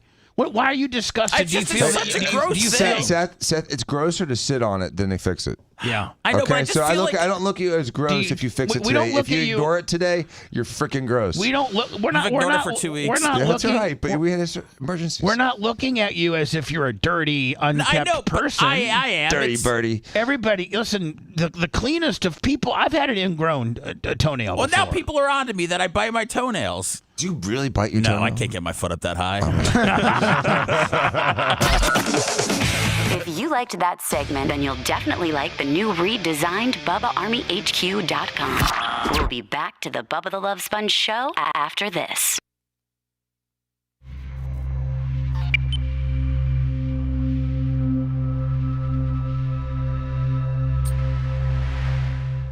We might even have some laughing gas for you. Dan, am I gonna need a antibiotic? Yes. Yes. Really? Yeah. Shit. You also need to soak in some, salt What water. kind of? You want Levaquin? You want amoxicillin? I don't know. Any allergies? No. Levaquin will work. You got Levaquin? Or Augmentin? I got Levaquin. You got Levaquin? If you don't even want to write them. Yes. I can send a culture of it. If I get some pus out, I can send the culture of the pus to make sure I catch it on the right antibiotic. So here's what I'm going to do. Yeah. I got insurance, yeah. I'm going to numb it up. I'm going to lance it, and usually a nice big fucking drop of pus comes out. Yes. And then I'll culture that. And then I'll still put you on the antibiotic that covers everything. Okay. And then when the culture comes back, I'll make sure that works. And if not, I'll switch the antibiotic. Okay. But it takes 3 to 7 days to get that culture back. Okay. Well, I don't want you on the wrong antibiotic either. Yeah, no, I appreciate that. I don't know if it's if it's a Milton infection or if it's a lean infection. Yeah. Okay. It's different bacteria. But were you just gonna can you just record my face? No, listen. I I gotta get in the mix. No, people don't want to see that.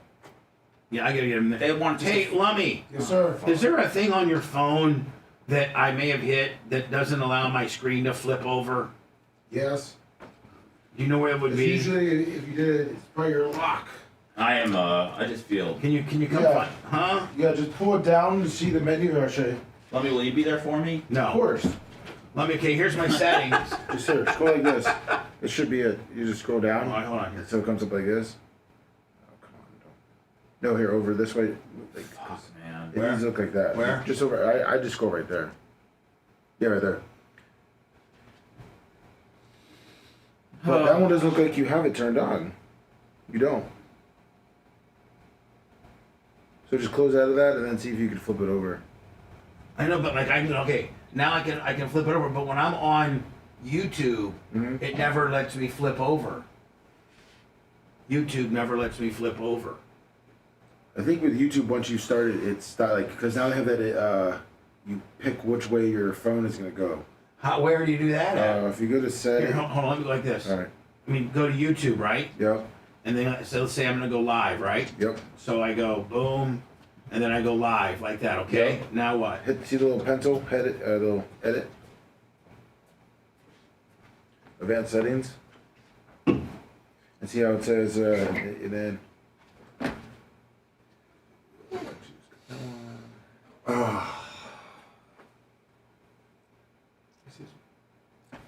So is Fox Weather saying we're going to get this other pressure invest 94? No, fuck it. I hope we do get it just as a rib, just so we can just fucking all kill each other. Oh my goodness. Yours is different than mine. Hey, Lummy, do they really charge $100 a dump mattress in a dump? For your business.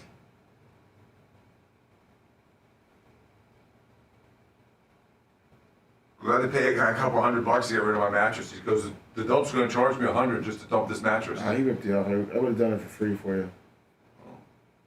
Well, I mean, what, been driving back to Wesley Chapel and just would have mysteriously jumped off the back of his truck. Sure would have. Dude, so let me dump that mattress. So let me dump that mattress off that balcony. Yeah. Oh, he did? And it landed straight on the bushes. Yeah, of course. So then I ran down and I was able to save the bushes. They didn't break. They just bent. And then the guys that did my carpet, they took the mattress. No. Just let me see, because yours has a little different setting. Mike, you can look at your vertical. Or we can do it, you know. We'll do it right. We can do it. Because I want to do it. I want to have it fixed when I do it. Yeah, no problem. At least before you leave for next break. What's that? It's not shit. You do gotta fix it today. No, I know. I know. I'm not trying to. I'm stopping. Joking aside. No, I actually address it. Deal with it to fester. I know. Phoebe's been telling me for a week and a half.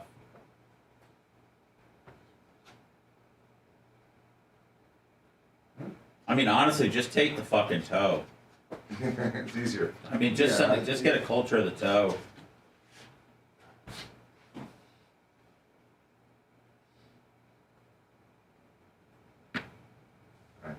half understood. So okay. This is Milton related. I have stress. You might have been walking in the water and picked up some bacteria. I pick my nails when I'm stressed. No, it's walking around in wet shoes, dealing with hurricane clean.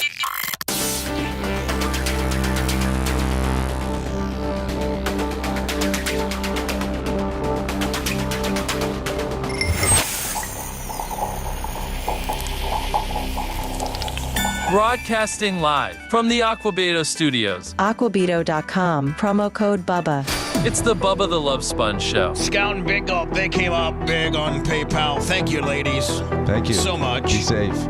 Also, Jason Whiteside stepped up with some PayPal cash. Thank you. PayPal, Venmo, Cash App at the Bubba Army. Tim Albright, $20. As we're bitching about the bad things that are happening with this Hurricane Milton deal and how Tico is taking forever, and we now are on to Tico as to why Tico takes so long to hook up your power, and that is they require a certified electrical contractor to come and assess the damage before they allow their crews to come in and fix it, which is another step. Meanwhile, with the Coochie and Duke just rolls their boys up in there and fixes it. T-shirt will, $20. And that comes from a guy that's a certified electrician that's doing this. So there's your Tico hang up. And also another thing Tico does, it's with the trees. If they see that there is a tree that needs to get cut, they call Tom the Tree Man over there. Pretty much, they're not allowed to carry a chainsaw or anything. They have to call a tree service to come and do it. So anyway, listen, this came The entire line is wrapped with trees throughout the entire South Tampa. Well, until they de-tree you, they can't get it. Tico is such a bunch of paper tigers that until they de-tree you, they can't get in there and hook up your power. Here, But I'm taking down all my oaks. I'm telling you, amidst all of this, there is a silver lining in this very dark cloud, and I'm so proud of my friends Warren and Billy Bowlers. Billy Bowlers has owned this place. Billy Bullard's owned the Dollhouse since 1992, and it's the place. I know they got some competition down the road, but that's a whole different crowd. It's a way more ethnic crowd than the Dollhouse. The Dollhouse is just such a great crowd, such a great atmosphere, such hot chicks. And they came out yesterday. Tampa Bay Strip Club offering free admission, which I think it's usually $20 to get in. And free drinks for linemen that are currently, down here helping, restore power. That's kind of cool because they do get 2 days off. It's 5 on and 2 off. And a lot of linemen are working or staying in the various hotels here. I'm assuming so they're working today is their 5th day. They're all going to be off tomorrow. So girls, get your shifts tonight. After 2 back-to-back hurricanes, thousands are still without power around Tampa, and the biggest local celebrities right now are without a doubt are the linemen. And as a thank you for working tirelessly to turn the juice back on, one Tampa strip club wants to make sure that these linemen are also turned on with strippers. Since Sunday, October 13th, the Dollhouse, located at 1010 Northwest Shore Boulevard, has been throwing nightly power-up parties, offering free admission and one free drink to all linemen. All linemen, emergency responders, and anybody helping their neighbors restore the area receive a free admission and their first drink free, wrote the strip club on social media. Yes, we have power, and we're turning up the energy. Join us in an electrifying night of fun, music, and unforgettable performances. Wait, they're saying pretty much anyone if you just help. Yeah. Anyone helping there? I help Dr. Dan, I can get it free. You can roll up in there and say, listen, I ran a chainsaw for my doctor for 4 hours. Yeah, the but special which runs 8 p.m. to 3 a.m. is also offering $20 buckets of beer. $20 buckets of beer, let me. Was that usually 6 beers or 5 beers? Usually 5. That's pretty damn good. Yeah.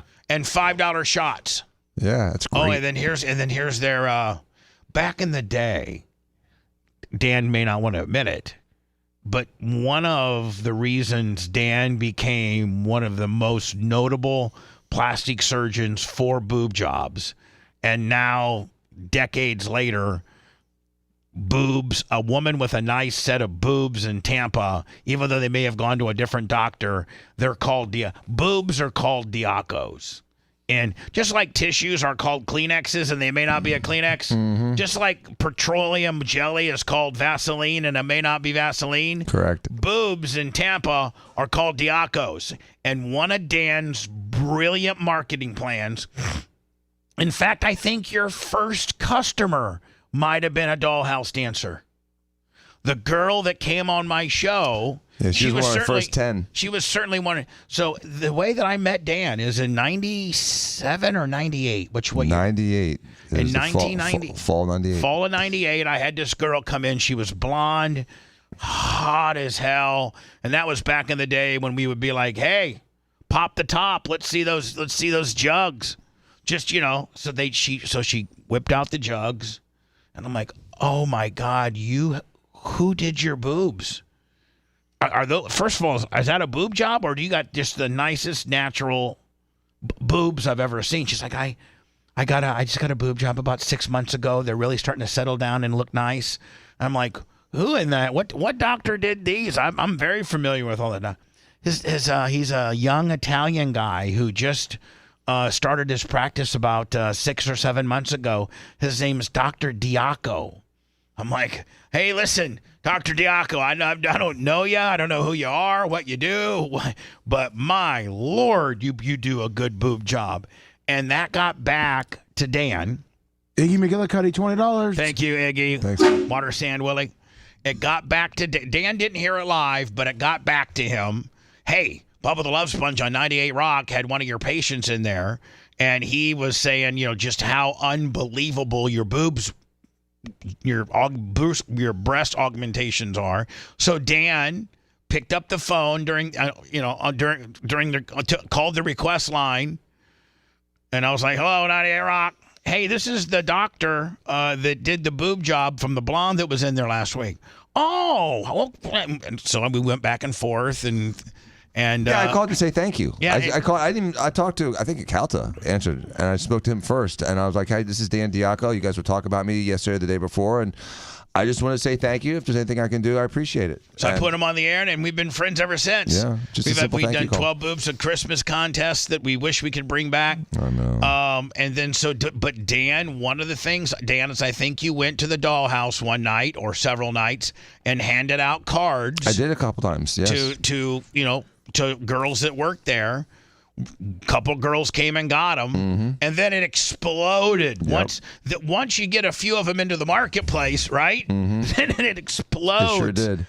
And that's how Dan. I hate to say it, the dollhouse helped build your business. It sure did. This particular, because the dollhouse not only was the club back in the day to go to, but it's still the club to go to. Yeah. Oh, yeah. Like it's still the premier.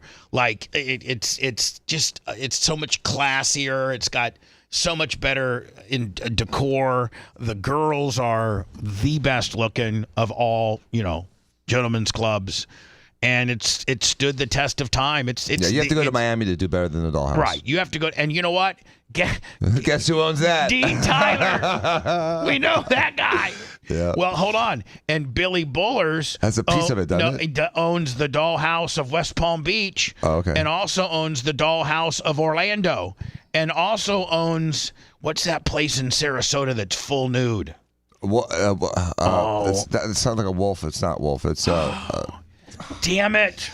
And I've been there so much, and it's full nude. Cheetahs? Cheetah Lounge. Yes, Cheetah Lounge. Billy Bullers owns Dollhouse of Tampa, Dollhouse of Orlando, Dollhouse of West Palm Beach. I think he's got a piece of Solid Gold in Miami. Tease, $100. Thank you, Tease. Cheetahs of Sarasota, and I think him and his partner Keith Johnson used to own or may still own the hottest strip club in Reno, Nevada. Really? Yeah. Wow. And Billy Bullers, he still lives out at Bayway, was my next door neighbor when I lived out in Bayway. So anyway, man, thank you, Billy. Thank you, Warren, for recognizing the linemen, and within the lineman community, it's probably getting out. They're all. This place is probably. Dan, you're not getting your power hooked up because they spent two nights at the dollhouse. Yeah. Well, no. Now all the dancers are going to be like, "Hey, instead of you having to pay me for this handy, why don't you just go hook up the power at my auntie's house?" Listen, big boy, these dances are usually $20 a dance. But I'll give you like 4 or 5 dances if I'm going to write an address. I'm not writing my phone number down. I'm writing an address down. If you could have power there by noon, you can invite yourself in. Right, exactly. Hey, Bob, but just as a good bit, I know we wouldn't do this, but wouldn't it be funny if one of us sat out there in the parking lot and heckled them with the bullhorn as they went in there that we don't have power and they're going to get their rocks off as our Ozempic medication. Say no to boobies and say yes to power. Say no to boobies and say yes to power. Say no to boobies and say yes to power. I need power. You perverts. Let me give me that air check so I can send to Billy if you could for me. Listen, Aaron Rodgers, I don't know what to say, buddy. Hang it up, old man. Dumbass. I got to tell you, man. And now, Seth, does this expedite them potentially getting Devontae? Or and I want you just to be totally honest. Yeah. I mean, or has the Aaron Rodgers phenomenon and is it over? I don't think that Devontae Adams moves the needle at all for the Jets. I think that it's a lot to put your whole team into Aaron Rodgers, and I feel like that's what the Jets did. And I mean, I don't know. His stats look good. He didn't have a bad game. He threw one interception at the end of the game and a Hail Mary. His field goal kicker missed 2 kicks. So, I mean, that changes the game right there for a win. It does. Why did they fire their coach? Because of their lack of offensive production. And you fire a coach for when you're 2-3? Listen, there's a lot of coulda, shoulda, wouldas here with regards to getting rid of the coach. People are saying Aaron Rodgers had something to do with it. People are saying he had nothing to do with it. People are saying that Woody Wilson or whoever the owner of the Woody Johnson, the owner of the Jets, he clashed with this guy. I don't know. Last night was not a coaching situation. Here is the Hail Mary. Lummy going into. I'm not going to play the audio. I'm just going to play the video because maybe we won't get a strike. But this is going into halftime, and I would say this. There's probably 2 things that Aaron Rodgers will go down as the greatest of all time. One, he absolutely, and I saw a statistic on this, and he absolutely is the king of the hard count where he gets a free play. I think, Lummy, he's got 18 of those in his career. I was watching the Packer game this weekend, and Love tried to do a couple of hard count willies, and nobody fell for him. But Rodgers is the best of all time at getting a free play when the guy jumps offside. Yes, and then he's also probably will go down as one of the greatest Hail Mary guys. Yes, I think he has 6 or 7. I think he does. This is before halftime. They just got done showing a montage of all his Hail Marys. Oh, they did? Yes. Oh, on TV? Yes. Oh, they did? Yes. Wow. Let me see if you can find that for me. So this is Roger, and what he's really good at is he likes to always kind of flush the pocket, and then he sets up right there and then just absolutely launches it. I mean, this guy could play for another 5 years if he's only got 2 guys rushing him all the time. Boom, and Lazard catches it. Alan Lazard, former Packer, he catches it, and then you see the ball go out. But the referees determined, and it was a good call, that he had control of the ball all the way down to the ground. The ground did not cause a fumble. One of the Bills guys punched it out, but at that point he'd already caught it, controlled it, and it passed obviously it crossed the goal line. So the ball's dead at that point. Is there only one way this can happen, and that's everybody on the Bills tries and catches the ball instead of trying to knock it down? Yeah, the only way that it happens is the guy. You're right. So I mean, because see, if you look, nobody's trying to knock it down. I just don't know how this happens. I don't even. But he's the greatest at it. He really is. He really is. Remember the one time, Lummy? I forget what year it was. He did it against Detroit. He did it against Arizona. Yes. and I think they'll show it here. So Lazard catches it, has control of it. Now at this point it's done. Like the ball has not hit the ground. He has control of the ball. It crossed the goal line, touchdown. Now the Bills knock it out here. But that's way too late. This is a better angle. That's a touchdown. Boom, catches it. Hold Seth's on. right though. They didn't try to knock it down. They all tried to catch it like dumbasses. Yep. And that I think, Lummy, in football, that's like that's 101. Yeah, knock it down. That's what you're supposed to do. I just don't. There's so many good teams in the AFC, and there have been. But I mean, it was a big deal when Aaron Rodgers obviously went to the Jets, and it propped them up because a couple years ago the Jets looked like they were just a quarterback away when they had Zach Wilson from being a top tier team. And I think are they 2-4 right now? I think they may be worse off than when they had Zach Wilson. Well, people are saying at this point is Rodgers gone? He only signed a 2-year deal, I think, didn't he? Did he sign a 2 or a 3-year deal? I think a 2-year deal. And what was the final score? I think they lost by 3. Oh, yeah, 23-20. And they missed 2 field goals? Yes. Sure did. So it's hard to blame everybody on that one. I still think Aaron Rodgers sucks. Well, I tell you one thing. I think the Merch Crick has him on her fantasy. Hey, Lummy. Yeah. Merch Crick started out 0-4 on her. And by the way, you know what? You need to get Phoebe into it next year, Seth, because all the girls they all cheat with their husbands. Ramina's involved. Everybody's involved. Everything from Ocala Farrah to Heather Wiz to Susan Poitras to Trickney Ashley to Merch Crick to Ramina. It's a proxy war. To Merch Crick beat Candle. Nice. 125-68. Nice. So Merch Crick started out 0-4, and everybody was laughing at her, telling her, "Oh, you better start preparing the part because the loser has to throw the year-end party." And she's come back, Lummy, and won 2 weeks in a row because she fired her head coach. Well, no, she didn't. She got some outside influence. Let me see how many points did Rodgers have last night? She hired a consultant. Let me how many points did he have last night? 20. Yeah, I think he had 20-something points.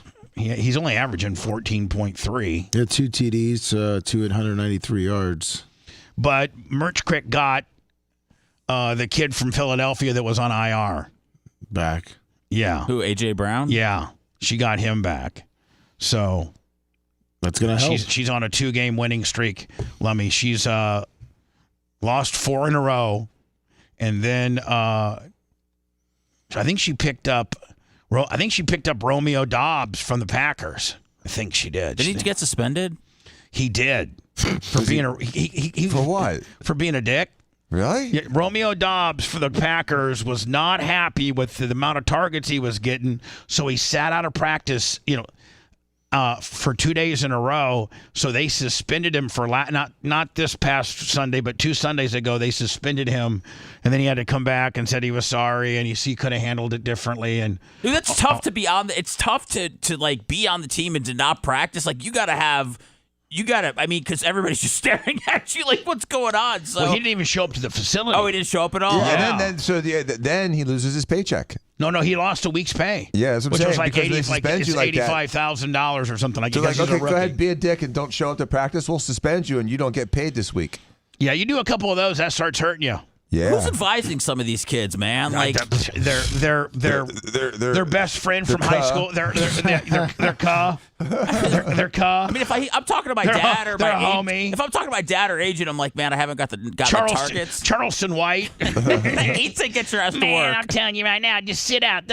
You're right. If you're talking to your dad and you're like, Dad, I think I'm going to sit out this week. The target share's been low. We've been winning, but Jordan's not looking my way. I'm going to stay home. Son, that's $87,000 you're going to lose today, son. Get your ass.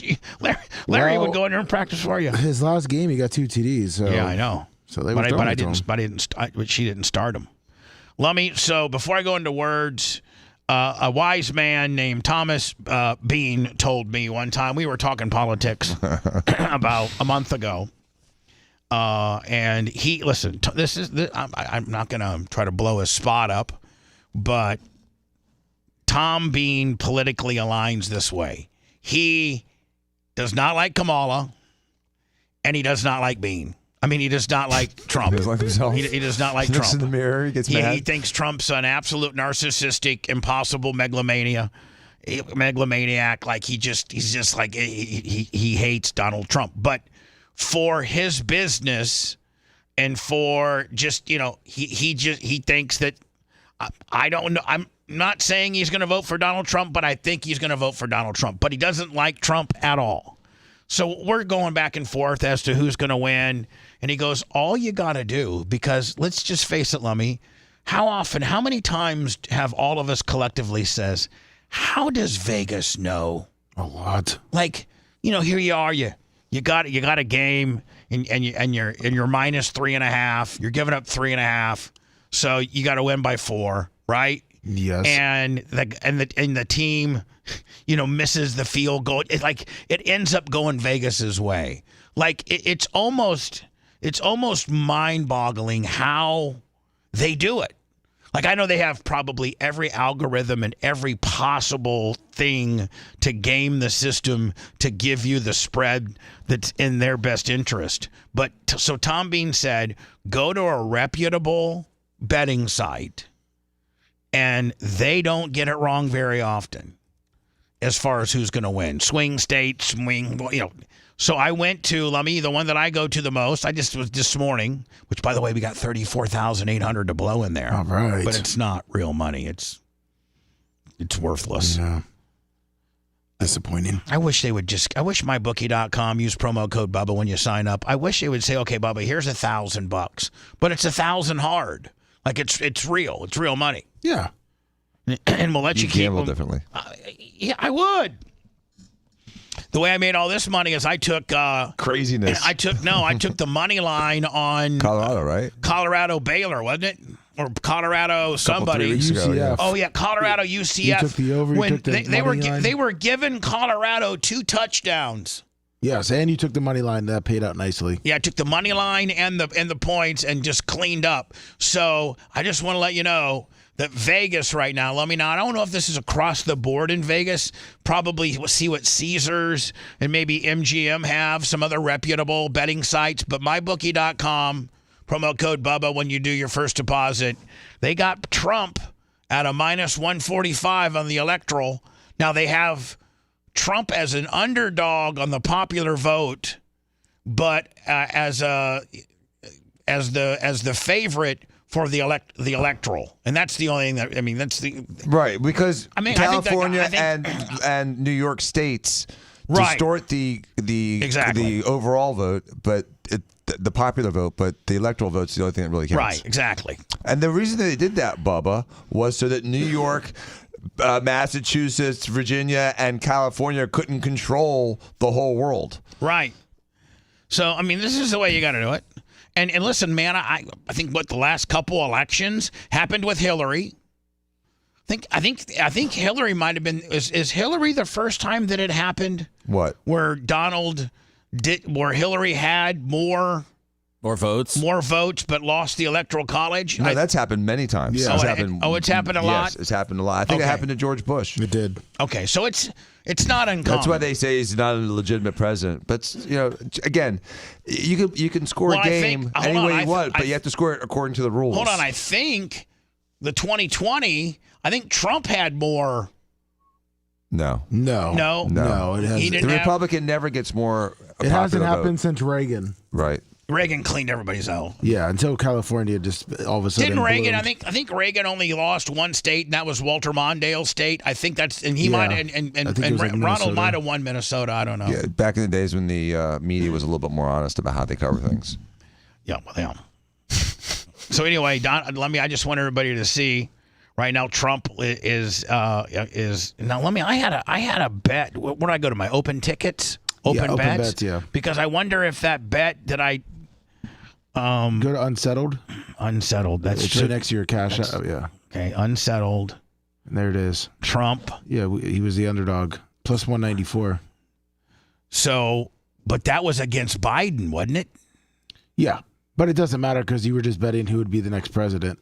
So at this time, he was the underdog? Oh, big time, yeah. Oh, so Plus can I ask you a dumb 194. question? So do those odds hold still? Or Yeah, does Yeah, I he mean, have the new odds? if I got it in, At the bet? Okay, it's at the bet. Okay. yeah, that's kind of cool.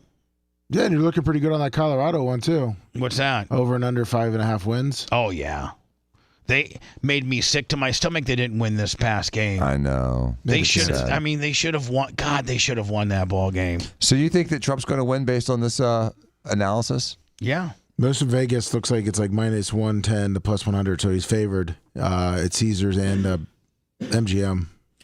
I mean, Vegas knows sports, but do they know politics? Well, I mean, I get the sports thing. They might have some inside info on certain guys. They seem to know it all. It's weird because I mean, like they'll do the over under on the national anthem. They'll do the coin toss. Just for some reason, Vegas seems to know it all, Seth. I can't. It's a lot of different people looking at it from different perspectives, and it's the collective. It's the collective data of everybody. That's how the gambling works. As you know, if people start betting too much on one side, the odds change, and so it's not just one person putting the odds out. It's a collection. It's almost like it's almost like Bitcoin. You know what I mean? It's almost. Now this is the map that Brian showed me that I love. I love this map.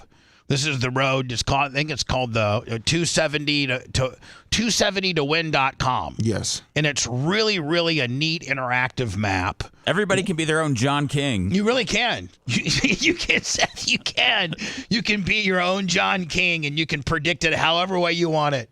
And this is, Lummy, we've kind of roughed it in a little bit. I don't think it's changed much unless there's new data on Arizona, Nevada, Wisconsin, Michigan, and Pennsylvania. I think they've pretty much conceded that Trump's going to win Georgia and North Carolina. I think that's I don't think that's even a thing anymore.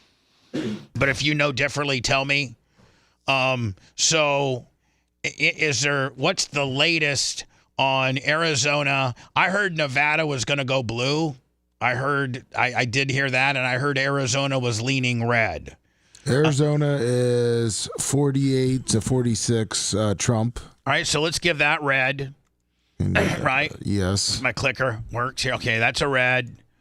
Oops, not that one. And, hold on, my click. Ever since this effing Milton thing. Okay, so what about Nevada? Nevada right now is 47.7% Harris, 47.1% Trump. Oh, you can't call it. You can't call it. Lummy, what about Michigan? Michigan. It is 47.8% Harris, Trump 47.1%. That's a tough. You can't call that one. Mm-mm. What about Wisconsin? What about Wisconsin? Go Pack, go. Go Pack, go. Go Pack, go. Harris 48%, Trump 47.4%. I'm gonna go ahead and give that to blue. I'm just gonna give that to blue. Let me just I thought an extra 50,000 votes for the Dems anyway. And then Lummy, what are we looking at Pennsylvania? Is it 100? Is it a 100% toss up, or is Harris skewing? Harris 48.1%, Trump 47.4%. And so here's the deal. Look, you go blue on that. You go blue. You son of a. You go blue on that. And you got 255 Dems, 262 Republicans, and it comes down to Nevada and Michigan. And I don't even think Nevada matters at that point, does it? No, it doesn't. Yeah, because watch, you can go like this. You go like that, boom, and then you go blue here. It does matter. And guess who wins? Kamala. Let me go blue. Damn, Jeez, there we go. Now you got she's got exact that might be the closest presidential race in the history. You can't get any closer.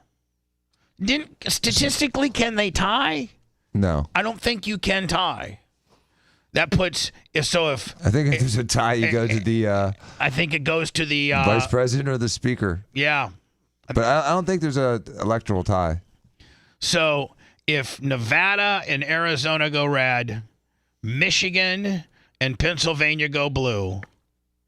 Kamala wins 270 to 268. If I'm Trump, I'm in Arizona and Nevada. Those are the only 5 states I go to.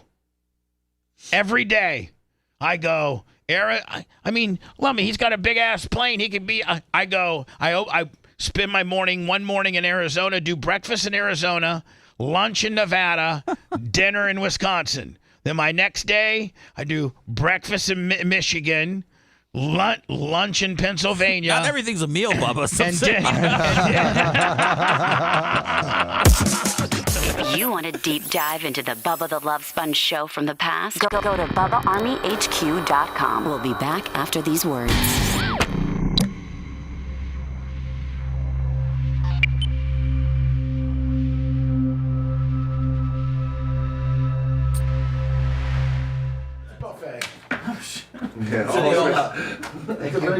The All-American spreads right outside with the bootleg Donald Trump shirts. And the mask.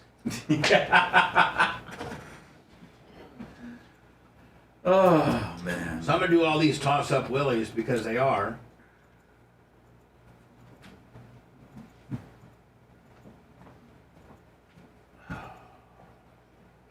Seth, we got a major procedure to do with you today. There's a lot going on in my head. Oh, yes, he's all just.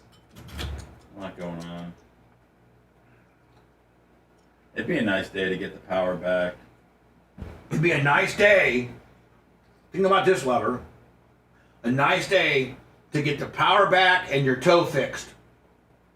And then maybe by the end of the week we get you new brakes. You're on top of the fucking world at that point, lover. Well, I need my FEMA money to come in before I get my new brakes. Oh, I'm just kidding, everybody. Relax. God bless.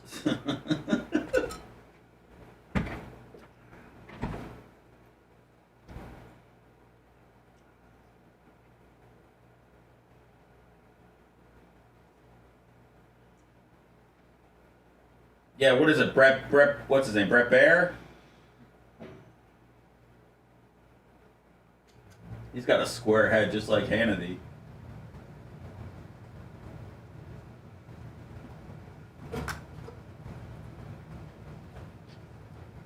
Why doesn't Trump just show up in a fucking Brett Favre jersey at this next Wisconsin rally? It'd be better to show up in a. We'll talk about that much after. The Zoom. Yeah, the what we got right now might be good. What up, Robbie? Yeah, but I want to get the beefier up one. He needs no. See, this is where you're missing it. He shows up in a Bart Starr jersey, because Bart Starr was, this wholesome guy. He's dead now. He won the first 2 Super Bowls, no controversy. Played for Vince Lombardi. Yeah, but people but Brett Favre's a real American redneck. Yeah, but he's in a little bit of a hemmed up deal down south. Yeah, but so was Trump. He was in a hemmed up deal down south, and he got out of it. Well, no, he didn't. But Brett Favre can relate. They're both the common man, Bubba. How about Ray Nitschke, the great linebacker? How about Giannis? Mm-hmm. Yeah, that would fucking work. Is your keyboard still working? The Greek Freak. What up, Gripper Lips? Not working? Okay, because I'm trying to find the mouse. I think Giannis. Or an old school Lou Alcindor when he played with the Bucks. All right, here's the new mouse. Wow. Is your keyboard working? I don't think Kareem's a big Trump guy, but I like it. Yeah. Okay, cool. All right. Thank you. See if that works better for you. Oh man, thank you so much. Is that just getting worn out, probably? Maybe. Hopefully. I got a better one. True American men who have been railroaded. I got a better one. Yeah. Robin Yount. Ooh. Come on, work with me. Oh yeah, no, that's big. Mm-hmm. That's real big, juicy. One of the only players to never play minor league baseball. Look at that. Where are you guys going to hear that anywhere else? Nobody else is here to tell you about Robin Yount's stats. Nobody else can bring you back, Robin Yount. Nobody can bring you Robin Yount. Nobody can predict storm. That's what I used to do for Bubba Paloozas. And I would, like when I was in Pittsburgh, I showed up with a Jack Lambert jersey, and when I did New Orleans, I showed up in an Archie Manning jersey. So when I showed up in Philadelphia, I showed up with a Randall Cunningham. No, who was number 20 for the Phillies?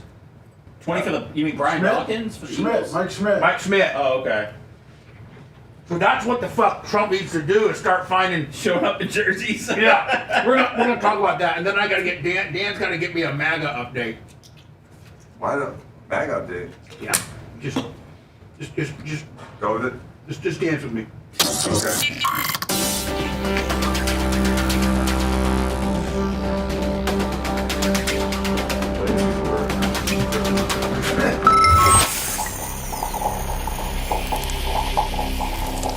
Let me spit at you for a second. Want lower taxes, cheaper gas, and weed. Vote for Trump and don't be a chump.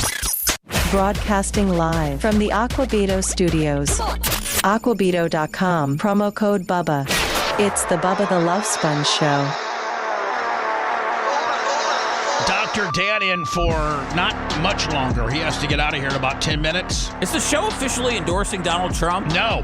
It's not. Okay. No, we're endorsing. People can vote for whoever they want to vote for. We're not endorsing anybody. We're giving you our opinions on stuff that's going on. I got some Kamala stuff to play today. I got an idea. Probably need to call Roger Stone up and give him this idea, because it's the only way I can probably get a message to Donald Trump. I have a baseball glove for Donald Trump, too, for him to use for his first pitch. Okay, well, stop. Now you're being stupid. Not really. He does have a baseball glove. But you're being stupid. I'm not at all being stupid, and I can get the glove to him through my friend that called the governor. What's so good about your glove? It's red, white, and blue, patriotic. It would be perfect, give him the biggest pop in the world when he walks out to the mound and raises his hand. And the glove is the colors of the American flag with stars and everything on it. When you're done hearing yourself in your goddamn headphones, let me tell you how he's really going to win this thing. How you want to really market this, okay? One baseball glove is good for one event. This is how he wins it.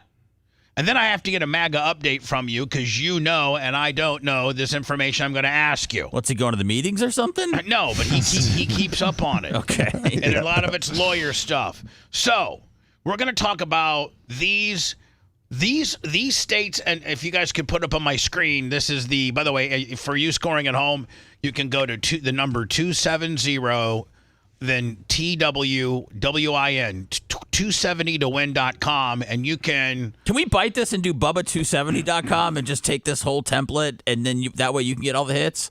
All right, never mind. And we can do about how much I weigh? No, down to 270? No. All right, so anyway. You're way svelter than that. So this is what he needs to do. I think we all, regardless if you're Elise Kushner or you're Janie Cakes or you're me or you're Seth, I think we all can agree on the map that we're looking at right now, the 270 to win. That's pretty much the way the country is right now. Agreed. This is the current state. Nevada's too close to call. Arizona's too close to call. Wisconsin, Michigan. Are you sure Texas is going red? It's 8 points. It's an 8-point lead. Interesting. Okay, I'm polling differently over here. Okay, so this is about what it is, and so me doing Lummy over the years, we would do Bubba Paloozas in various cities, and my gimmick was I would try to find the most beloved athlete that ever played in that city or state. And I would get an authentic, we knew months ahead with the date. So rather than Seth to buy one of those, like a cheap jersey, I would buy an authentic. At that time they were, like $300. $300, and I would buy an authentic one, the one with the sewn on patches. And so here's what Trump needs to do: screw the baseball glove, or you know what? Maybe incorporate the baseball glove too. Okay, that's great. Is but Trump throwing out a first pitch? One of these days he will. Okay. If he's the president. I didn't know if he was doing a World Series deal or not. So Well, that would be great, but Should, yeah. but you know, I mean, New York, look at LA. look at both teams. I mean, who made it on the American League? It's 2 New York teams, LA and Cleveland. Yeah, so We get Ohio. yeah, that would be the only place he could throw a first pitch out. The Ohio would be for the whether they Guardians now. Yeah, okay, for them. Don't say Indians. So I was going to Seth, through everything that you know about sports and Lummy, whatever, go and say every time Trump goes to one of these rallies, he needs to wear a jersey of the most important. And we go through and pick out who arguably is the go-to guy of that state, starting with Arizona. Now, some of these are going to be kind of trying to think probably Pat Tillman. No, Charles Pat Tillman. Shut it That's a down. no-brainer. Oh, yeah, Pat Tillman. So that guy I know from Arizona. The only one I can think of would be maybe Randy Johnson from the Diamondbacks. Yeah, Tillman. Now you got America. I was going to say Barkley from the Suns. No, you got to come out with Pat Tillman. No, Tillman wins. I'm just saying I would have said Barkley. Barkley's a good second. But Tillman's, there's not even a close We're second. not. Tillman wins. Tillman in lock. fact, if you wear a Tillman jersey in Florida, I mean, you just put it on a Tillman You jersey. should just buy a Tillman jersey. Because listen, if you would wear a Tillman jersey anywhere, it shows you that you support the troops. Big time. And, you know, and that Pat Tillman got. There's a lot. He's a hero, man. And well, not only that, but he got killed through friendly fire. Yeah. Like there's a big whodunit on that deal. Yeah, big we'll never get the whole conspiracy story. deal. But anyway, so listen, we don't even have to argue about Arizona. It's Pat Tillman. Now let's go to Nevada. Ooh. Now Nevada hasn't had professional athletics that long because it's, you know, they're like, you know, for the longest time, all leagues were like, we're not going to put a team in Las Vegas because they have the ability to the sports book betting and a whole 9 yards. But that since has been, you know, that's no longer an issue. So You think you should wear like a Bunny Ranch shirt? No. Let's try to think of Boxing. I mean, who's made the most money in Vegas? Is it like a Mike Tyson type? No, but it's got to be Gruden? It's got to be a jersey of a player. You know, it's got and so maybe you might have to go back to the UNLV days. Who was the greatest UNLV basketball player? I know Larry Johnson. Maybe a Larry Johnson jersey. Wow. Okay, that's the toss up. Now we go to Wisconsin, and you know it's either got to be an old school Packer, or it's got to be Giannis, or it's got to be the Greek Freak. Who's the Greek Freak? Number 34 for the Milwaukee Bucks, Giannis. I can't even pronounce it. Yeah, I think we'll probably just go with I would say Brett Favre. Him and Trump and Brett Favre are the two American men that have been railroaded. But here's the deal. His people are going to tell him not again. You know, Favre's up on a high spot right now. Yeah, but do you want to see Trump in a basketball jersey? Oh. The tank top? Yeah. Here nobody can wear basketball.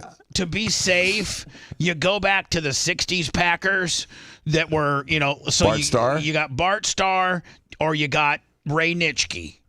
You know, so you got Bart. I'd go with Starr over Nitschke. I'd go with Bart Starr. Michigan. Ooh. Do you go with Dennis Rodman? Barry Sanders.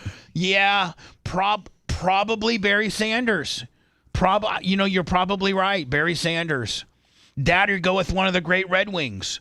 You know, was Yzerman the greatest Red Wing of all time? It was Gordie Howe.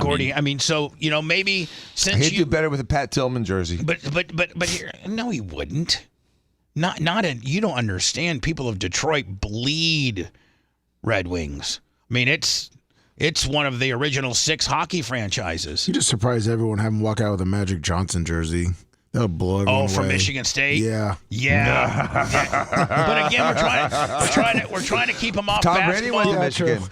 We're trying to keep them off basketball. We're trying to keep it to football and hockey. You know how all the bands get mad when, you know, like if a candidate uses their song they don't like and they try to send a cease and desist? Right. Could Magic Johnson go, don't ever wear my jersey again? Can you imagine, you know, Barry Sanders doesn't really say much. He's kind of quiet. He's like, I'd like to tell Trump not to wear my jersey anymore, please. Yeah, you bought it. He got paid for it, so it's yours. You can wear it anywhere you want. He already got his VIG on it. And then in Pennsylvania, man, there's so many to choose from. When I went to Pennsylvania at Pittsburgh, I wore a Jack Lambert That's a pretty good call. You probably can't go wrong with really any Steeler. Yeah, you really no can't. kidding. Terry Bradshaw, Bradshaw, Palomalu, Big Ben, the Bus, Jerome Bettis. Yeah. So Trump, we're telling you, that's how you win. That's how you win. Come out like Morgan Wallen now, and you got this. Hey, he guess knew what? It. He knew the template. Guess what? Morgan, it's doing pretty good for Morgan Wallen, ain't it? Yep, sure All right, is. so Dan, before I go to words and you leave, I needed to ask you because you can't really find, and I want you to put your fair hat on, okay, not your MAGA hat. I don't have a MAGA hat. Oh yeah, Dan. Whatever, Dan, dude. Everything I've said has been factual. Dan, I'm listening. You're one of my best friends. I'm going to be at your office by 11:15 with the patient that has an ingrown toe. Jason, I'm going to be your. Okay, good. I'm going to be your scrub nurse. We're going to get it done. No screwing around, Bubba. This is real serious. I'm not screwing, bitch. Dan will tell you. Hey, listen. I'm handy with the steel. Bubba and I are going to be the only ones doing the laughing gas. Seth, you'll be fine. Okay. Yeah, I'm pretty handy with the steel. Okay, I'm handy with the steel.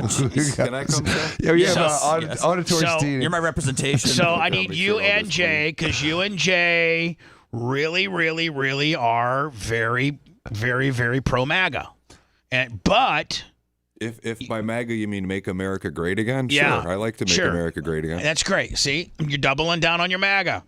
I need straight information. I need facts coming from two lawyers, because I think, and I've not really kept up to speed on it, but I think that didn't the Georgia case fall apart, and the Fannie girl, the prosecuting attorney, now it's kind of flipped the script and she's in trouble, and it's on appeal right now because they're looking into the impropriety of her decision to have Nathan Wade, who she was sleeping with allegedly at the time, be a prosecutor. Was there an initial ruling, though? There was, and that ruling has been overruled, which was she should not be conflicted out. It's like our situation. No, but did they get a...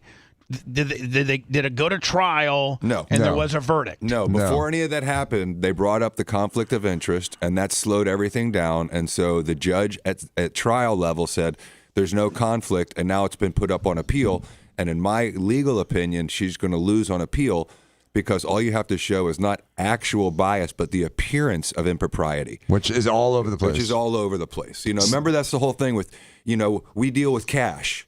We keep cash around, and I don't have any receipts for all the places we went and all the things that we did. And so that one is going to blow up. She also is in a process of being disbarred. She's going under disbarment hearings right now. Because of all this impropriety? Yes. So the trial cannot proceed until they work out this sidebar nonsense. Right. Correct? 100%. Which is going to take a while. Correct. All right. Now, what about the New York case? I heard that there was some kind of appeal. Okay. There's been movement in that case, and by the way, the media has not covered any of this very efficiently. You have to really dig for it, because nothing's happening. And that's why I wanted to ask you two that certainly know the legal reasons why this is happening and what's going on with both of these. These are the two cases he's got against him, correct? There's three that were pending. So the one in New York, Judge Chutkin just disclosed Jack Smith's filing of the new charges that he's trying to say that Trump wasn't working in a official capacity, but that he was working in a personal capacity when he tried to quote unquote overthrow the election. And so after the Supreme Court came down with the ruling that now, is this the J6? Yes, this is the J6. All right, so you got to say that, J6. Okay, sorry. The J6 New York one is Judge Chutkin, and so she just allowed this new filing to be disclosed 45 days before the election. That case is not going to be tried before the election, and the allegations, they basically took the same allegations from the original complaint and said he wasn't doing it as the president, but he was doing it in his personal capacity. So that one is on hold and will not be tried before the election. All right. Now, what about all the New York one where they say he inflated his property values on appeal? It's been appealed. He was found guilty on 34 counts. So correct? that was the state of New York filed charges against the Trump corporations for fraud. That's the one where he allegedly inflated the value of Mar-a-Lago and everything in order to get loans, which he paid off, and he never ever violated the terms of the loans. All the lenders said that he was a great person to lend to. They considered him a whale. And so that case, they found, I think, $200 million against him. They reduced it to about 130, and it's on appeal. Okay, that's on appeal. And they did that one is past statute of limitations, ton of inadmissible evidence. So in my humble opinion, my legal opinion, that one will be overturned on appeal. All right, now what about the sexual, I groped the bitch in the hat section, and she got, 96 million. Like, what about that one? Okay, so that one, again, statute of limitations issues. She alleged it happened over 20 years ago. She couldn't recall the date that it happened or where it happened other than Bergdorf and Bergdorf, I forget the name of the store, Bergdorf's. And so in that situation, we'll call it the Weinstein rule. They allowed 5 or 6 women to come in and give to the jury unproven allegations that they had had similar situations with Trump. They allowed all that evidence in, and there was that Weinstein case where his criminal conviction was overturned because they did the same thing to him like they did Bill Cosby. And so in my that case was overturned. This case will be overturned because they had a lot of inadmissible prior character evidence where they say, look, he did this to all these other women, unproven allegations, therefore he must have done this to E. Jean Carroll. And E. Jean Carroll was awarded $70 million or something. It was over $100 million. And it was also, Bubba, there was a summary judgment where the court just found on its own that there had been some sort of liability for an assault, which is, as you know, it's got to be crystal clear for a judge to do that. Now, so it looks based on the current appeals and the current state of law in New York, like he alluded to, the Weinstein and what happened to Bill Cosby, the judge, knowing this, still allowed it and is still allowing it to happen, which makes you think that the judge could be also biased because he knows the law and he's literally consciously not following the law. And it brings the last one up, which is the fraud case. The one that he's been convicted of 34. for the 30, right? Because the one that they really hang their hat on. They brought in all this inappropriate stuff. They brought in McDougal. They brought in the terms of this, what happened in the room allegedly with Stormy Daniels. They brought in the alleged story of the doorman that had allegedly known about a baby and all this inappropriate evidence that had nothing to do with whether or not these transactions were done to overthrow an election or for personal reasons or whatever it was. And so it's either political or personal reasons. And the Supreme Court came down and said, when you're doing a criminal conviction, a criminal action against the president, they may not be held criminally liable for official acts. And so that one is going to be up for appeal eventually. And they have no sentencing yet because the judge has postponed the sentencing until the appeal. Now, what about the mayor of New York? What trouble is he in? Is that P. Diddy related, or is that something? You want to know what I believe it is? Yeah, well, because I guess he spoke out against this administration on the illegal immigration. And as soon as that happened, what happens? The Justice Department investigates him. So I'm not a huge Eric Adams fan, but he did call out this administration for additional help and terrible policies at the border, and so after he called out the administration, he's investigated. Disgusting. Also, the records, the presidential records case in Florida was pretty much put on permanent hold, thrown out because the special prosecutor was deemed to be unconstitutional, and the judge rightfully threw the whole thing out because it's ridiculous to go after a president 6 months after he's out of office for records that he has the duty and the right to have control over. Well, they belong to him. Didn't they also have the same type of record issues with Pence and Biden? Yeah, except for but they're Biden was vice never- presidents. Exactly. It's a different. Here, Bubba. I'm sorry. I didn't mean to step on Jay. It's a different standard. Biden did not enjoy the same privilege, nor did Pence, that President Trump has. He's the president. Just like Bill Clinton, when they found all those tapes in his sock drawer. And there was a big controversy on Bill Clinton and those secret sock tapes in his underwear drawer of conversations with other world leaders. He won that case because they belong to him. It's he alone that can decide whether or not to release it to the archives or to whomever. They belong to him. This stuff belonged to Trump, and he was sorting civil through too. It's not criminal. And it's not civil. It's a civil statute. It's not a criminal statute. And it's again designed to sort of. When the president's out, if it was civil, why did they have, 25 federal agents, invade for the optics? Shame. They're trying to get him for obstruction. Yeah. So they don't. If you look at what they're saying, obstruction, not that they, he wasn't allowed to hold these things, but that he obstructed justice by not cooperating with the investigation, and he had 10 boxes that no one. It's hemmed up charges like you've never seen before. It's disgusting, Bubba. All presidents have a right to still know what's going on with all of the secret briefed. stuff. Every one of them. Even Jimmy Carter, who can't even control a slobber, correct. He gets a daily debriefing. Now they may not get the most classified, but they get sensitive information, a daily debriefing on what the state of America, what type of problems we're having from what particular country. But each president gets each living president, if you're still alive, you get a daily debriefing. And sometimes they're consulted because sometimes things happen that haven't happened in 20 years. They'll call up Bill Clinton and say, "Hey, Bill, what do we do in this situation?" Exactly. Well, I don't know. Unless it's oral, I can't tell you. I got to be Dr. Mom right now. So you guys have a great day. We'll see you at about 11:15. Yes, sir. So tell the girls, Don't have the room ready. Tell the girls. Yep. Seth Tell the needs to girl. be treated like me. Sparklers. Seth, Tell them I'm treat you well. walking in and I'm going right to the side door. Just direct me to the room. I'll start prepping Seth on have him prepped and ready to go. Is there a back door? I don't want anybody to see me go in there. There is. Yes, yes, And I get got nasty. you. Get you ready in the Seth, back door. I got you, bitch. Okay, You're going with me. I just don't want the paparazzi to see what's happening. You're listening to the Bubba the Love Sponge Show. If you want 24/7 on-demand Bubba and the crew, go to BubbaArmyHQ.com. The Bubba the Love Sponge Show will be back after this.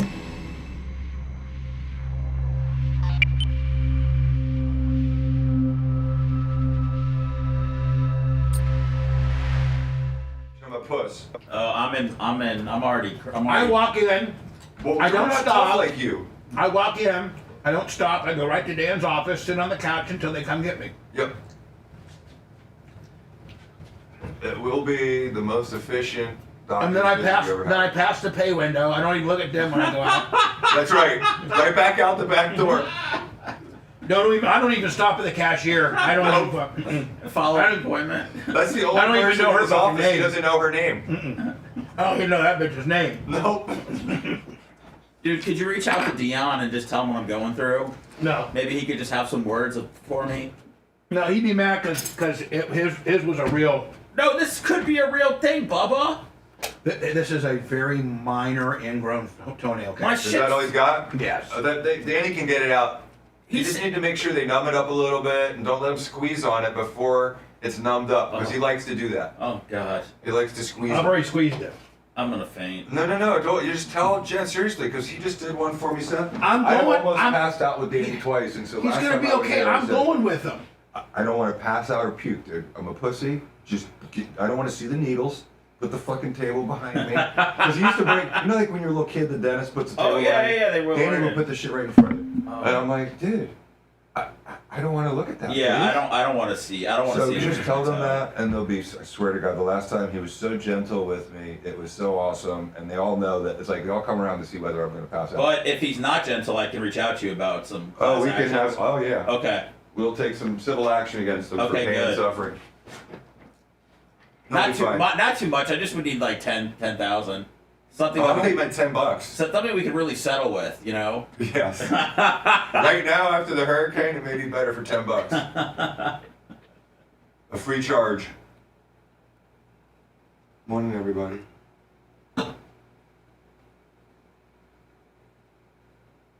So can people not charge their Teslas and stuff? No, they can again, but when they were having those fuel shortages, all those Tesla charging stations, nice, you got your shirt on, all those Tesla charging stations were so full like gas stations. It was crazy. Oh, man. Do you know the one over off of Swan near Howard? There's like the Walgreens or a Target. Yeah, that one there. It was lines. Charging station? Yes, lines at that charging station. People are probably getting irritated. Like, how much charge do you need? Well, it takes forever too. You can't just fill your gas in 2 minutes. It takes 20 at least. Good morning, Jay Costica. Grouper Lips. All is well. No power on Davis Island yet. Be John, 68 months, 2555. What's up, JC? Right back at you, buddy. Cretan Travis, 59 months. What up, Steve? Yeah, I'm going soon. I can't wait. I need to sleep and eat and surf. It's been a rough 3 weeks. What up, Brian? What up, Ellen Close? Oh, man. Lawn Dog, that used to seem like craziness. I have a friend who's been talking to me about chemtrails forever, but I still don't know if I believe on that one. What up, Johnny? Tampa Terry, I never did because I didn't have the stomach for it. I kind of passed out at the sight of my own blood. And it turns out about 10 years before my dad died, he told me that he wanted to be a lawyer. So I had no idea that I actually had done what my dad wanted to do. And that's when Dan became a lawyer. What it do, Mike? Attack of the Dog, good morning. What's up, Paul Rogers? Hey, Lummy. How you doing, buddy? What's up, Sicilian Redneck? Thanks, 69. Carlos I've had Clem, what up? all these issues have resolved themselves over the years, so it's tough having to be a gross person. You don't have to call me the long dog, as I'm saying. I mean, come on, buddy. That would make about 90% of the United States retarded. What up, Dan? Oh yeah, Colorado. I've been there twice, 3 times. Red Rock, yeah, it's baby. a little bit better, Bubba fan. Red Rocks, downtown Denver. It's not great. Was it 16th Street Mall or shit like that? It's not great. What's up, Creatine Travis? Sicilian Redneck. A lot of homeless Always people there, in buddy. Denver. What's up, Haas 83? They just want weed. They're cool. Big Buck. What's up, Napa Mike? Brian Gilson. How's it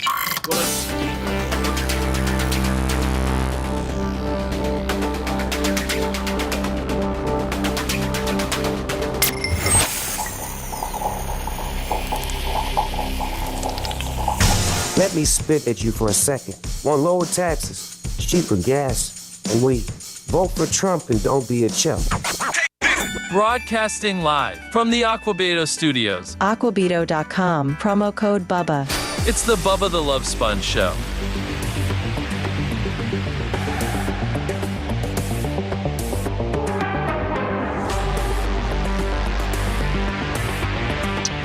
I'm shooting for literally a 10:05 Clem and Kush recording time. Let me, as soon as the show's over, I got to read a commercial for a client on the podcasting world, and then hit play. I'm sorry, hit record, and me and Kush are going. Perfect. And then I got to take Kush. Now, Kush, do you want to drive separate over there? So I don't have to drive you back here to pick up your car, and after you've had your toe nearly amputated, you can just drive yourself. Well, I mean, I'm coming. I mean, I'm coming. You're coming back here anyway, so we might as well drive together. Yeah. We'll take the smart car. Easy afterwards too. He may need you to drive him. We'll take the smart car. That thing, I can really jut in and out of traffic quick with that thing. Okay. And you can park it virtually. You can listen. Park it anywhere. You can park it on the sidewalk. I mean, it's not much larger than one of those scooters that the kids roll around in. So we're headed as soon as the show's over. I'm going to record a commercial. We're going to do Clem and Kush. It'll be about a 35-minute deal. Remember, Dan's got limited power at the office, too. This might have to be under like a lantern deal. It probably will be, but he has fresh scalpels. He's got fresh lidocaine to numb it up. Laughing gas. He's got laughing gas to take the edge off.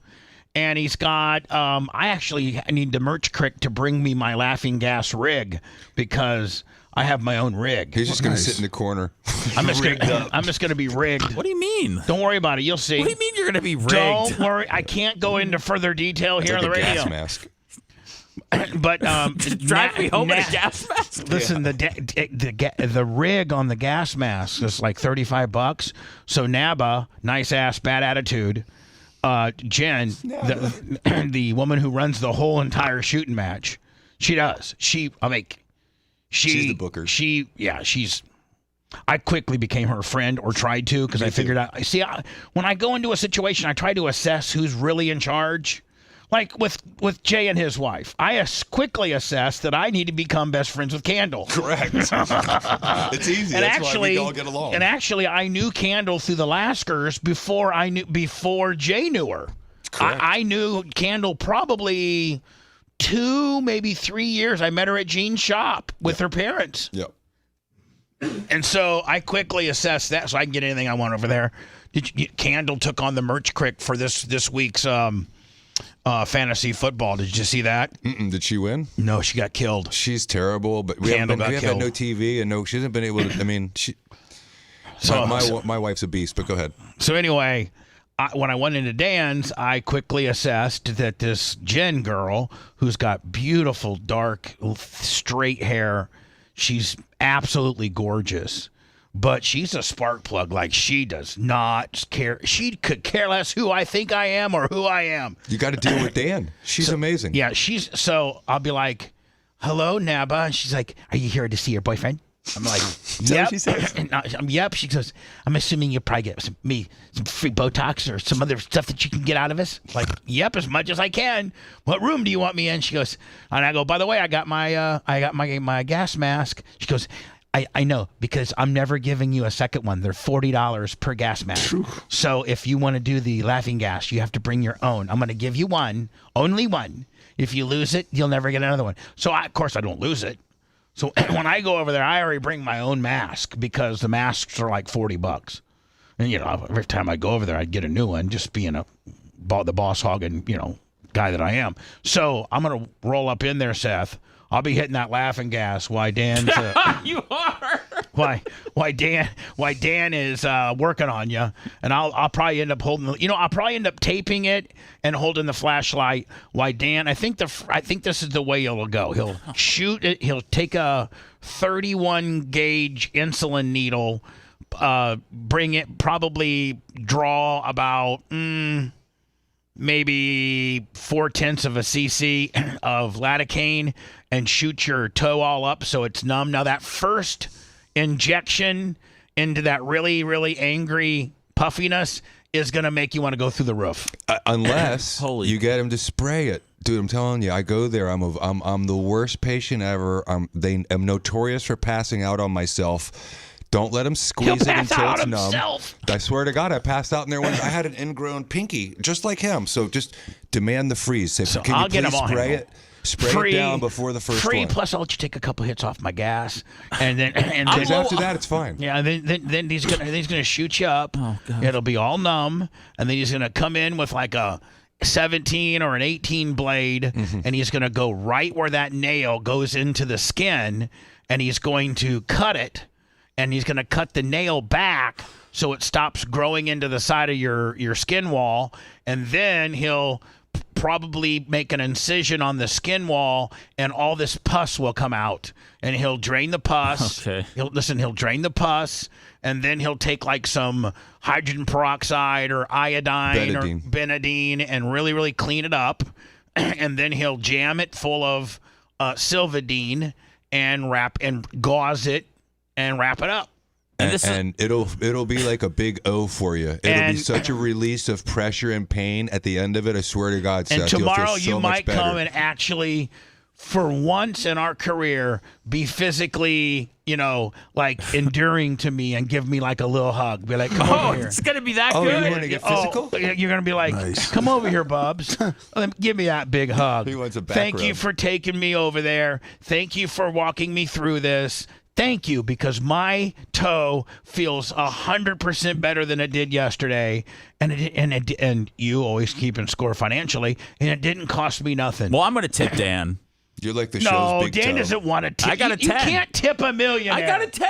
No, a 10 means nothing to him. I'll get a 20. You know what? Dan starts keeping score 100. Bring So a unless shake. you're gonna bring 100, save your money. Yeah, he said he doesn't. Dan doesn't carry even tens. he doesn't even deal in 20s. It doesn't deal in 20s. No, hell no. 50s and 100s. Not even 50s are bad luck. Dan, those 100s are a black card, one of the two. Okay? So unless you got a black card, Amex Metal, or a hundo, leave your sympathy behind. Leave it in your wallet. I just okay? wanted to try to do the right thing, Bubba, you know? Listen, as much as of a dick, douchebag prick sometimes Dan is, he has the most caring heart. I know, but what's his phrase? Dan's a dick till you need him. He's a dick the until you best. But he's hot about the power, Bubba, and he could take that anger out of my toe. Yeah, no, he's not. He wants to help you. When he's in help mode, honestly, there is nobody better than Dan. He is my hero for real. when he's like that. He will literally, Seth, he's pulled over on the side of the road coming home one time from Disney, and I'm like, where are you, Dan? He's like, I saw a motorcycle accident on the side of the road, and the guy's head was wide open. Oh, my And he pulled over, and he saved the dude's life. Listen, like, he literally runs into the fire, always. Steve's got compassion, although Steve's got Steve can sometimes have a really cold heart when it comes to like cutthroat stuff. Only retaliation. Oh, I'm just telling you, man. Someone who's crossed him he's first. got a real cutthroat got a mentality long if he's memory. got to be. If he's got to be. You, meanwhile, you kind of are the baby, not like in as far as a baby, but you're the baby. You're the youngest. Sure. You're the youngest, and you're kind of the like most, Michael Corleone. You're was the kind of baby the you're kind of the most cautious. You're kind of the most, you by far have one of the kindest hearts. Thank you. But you're also careful and far more careful and calculated than both of you other two. For sure. Steve, if there really needs to be some dirty, deep down dirty. Like if I had to kill somebody with one of the 3 Diacos, it would be Steve. I'm just saying. Figuratively on this radio, right. I'm just saying, yeah. Like I'm not going to call Jay because we got to take somebody out. I'm going to call Steve. Let me put it this way. If we were all in a room and Steve has the red eyes, Danny and I are both standing down. Yeah. We don't cross Steve's Steven. the only guy that we won't cross Steve's him. the only guy. And guess who Daddy Joe went to when crap got real? Steve. Mm-hmm. Now, there sometimes is an argument that ensues with Steve and the rest. But anyway, Dan he sometimes is like a bull in a china shop. You may not appreciate his insight and his intellect, and he's kind of douchey at times, and he likes to wear the gold, and he likes to tell you how big his penis is, and he likes to be Van Halen Dan, and do that's Dan, that's on brand. But in the middle of the night, if you tripped and fell, Seth, and had a big gash on your forehead and you needed to go get an emergency closed, instead of going to that convenience store, that convenience clinic that's going to cost you $8.50, and they're going to use lummy type yarn on your face with a lummy type PA. You call Dan up because he deep down has the kindest heart of all 3 of them. He really does. Jay has the I don't want to get involved heart. I mean, Jay, I'm not trying to call you out, but you do have my name's Bennett and I ain't in it. I don't have anything to do with that. Keep it off my plate. That's why you don't attend any of the Thanksgivings. You're like, I don't want even to deal with this nonsense. No, it's just I avoid the drama. I tried to avoid all the drama. And Dan jumps feet first into the drama. And Steve creates it. Right. But Dan is going to be so good for you today, Seth, because he's already in the right mind state. Here's the good thing about he's like the Dan whisperer. So, yeah, I am the Dan whisperer. But here's the deal, Seth. Dan, see, when he comes into here, he's in our tiger den. But when we go over there, we're in his tiger den. Well, that's why I'm afraid. No. And he loves to show his skill set, and he has an unbelievable doctor skill set on anything from putting boobs on your girl to fixing that little ingrown, toenail. He is so good. Could he give me a BBL while we're there? What's that? Brazilian butt lift. Yeah, he can. Yes. Maybe some hair. Yes. A facelift, Yes and no. a hair transplant, and a Brazilian butt lift. When you go into his lion's den, and I mean, he'll have it all set up for us. The girls will be waiting for us, the whole 9 yards. But here's the thing: he bounces around like a Tasmanian devil from one room, boom, boom. Like Here, he has to sit down in 30 to 45-minute increments, and it damn near kills him because when he's in his place, Jay will attest, he's going from one room to another. Mrs. Johnson's in one room, Mrs. McGillicuddy's in another, Mr. Jones, and he's just going from one room to another, looking at a post-op, looking at I understand He's consultation. super efficient. Yeah. I understand Dan's an artist. I appreciate that. Today, but I don't think I'm going to admire his artistry as much as I'm going to, get my toe, relieved, and then I'll think about what a great artist he is later on in the day. Well, here's the difference. Okay. When we walk past the cashier and we're not having to pay nothing, and you're going to really appreciate that, because if we were going to the convenience clinic, they would stop us and charge you $400. That's where it might hit home for you, my friend. Should I tip out the cashier? No. Okay. I don't even look at her in her eye. I just put my head down and keep walking. I'm just trying to be polite. When you go to somebody's house, you bring something? No. You know what we're bringing? Your broken toe. That's what we're bringing. This isn't an art situation, but Danny has the best hands in the business. If you've ever seen him stitch a stitch or do something, look that's at Lummy's incredible. face. I mean, look at Lummy's face. There's nobody. If I have anything, the first person I call is my brother. You'll be fine. You're gonna be fine. You don't have He'll to be just a squeeze pussy. it once before the anesthesia. Oh my God. I can't wait for the pus explosion. I don't have power. Hello. Hey, Bub. Hey, hold on. You may not have power, but you don't have to have any more pain. Okay, buddy? Thank you. That's what I got you. And you know what? I'm damn near close to getting you some breaks, too. No okay, pain, buddy? no power. Maybe a boob job. Listen. I'm getting your toe fixed. I can't determine when you get your power. If I could, I would. And you know what? See, I'm going to probably get your brakes fixed by the end of the week. What else can I do for you, Seth Kushner? I feel like I'm your goddamn assistant. Hello. Hey, Bubba. I feel like you know what? I am your work wife. Is what I am. Become his personal assistant, Bubba. You're just. You're helpful. I appreciate it. You got connections. Team player. But aren't I so much not like they had me portrayed over there at Cox? They had me as a monster. Did they not? They had me as a monster. They talked about you like you touched kids, Bubba. Yeah, please. I may touch your wife, but I ain't touching your kid. Exactly. Okay?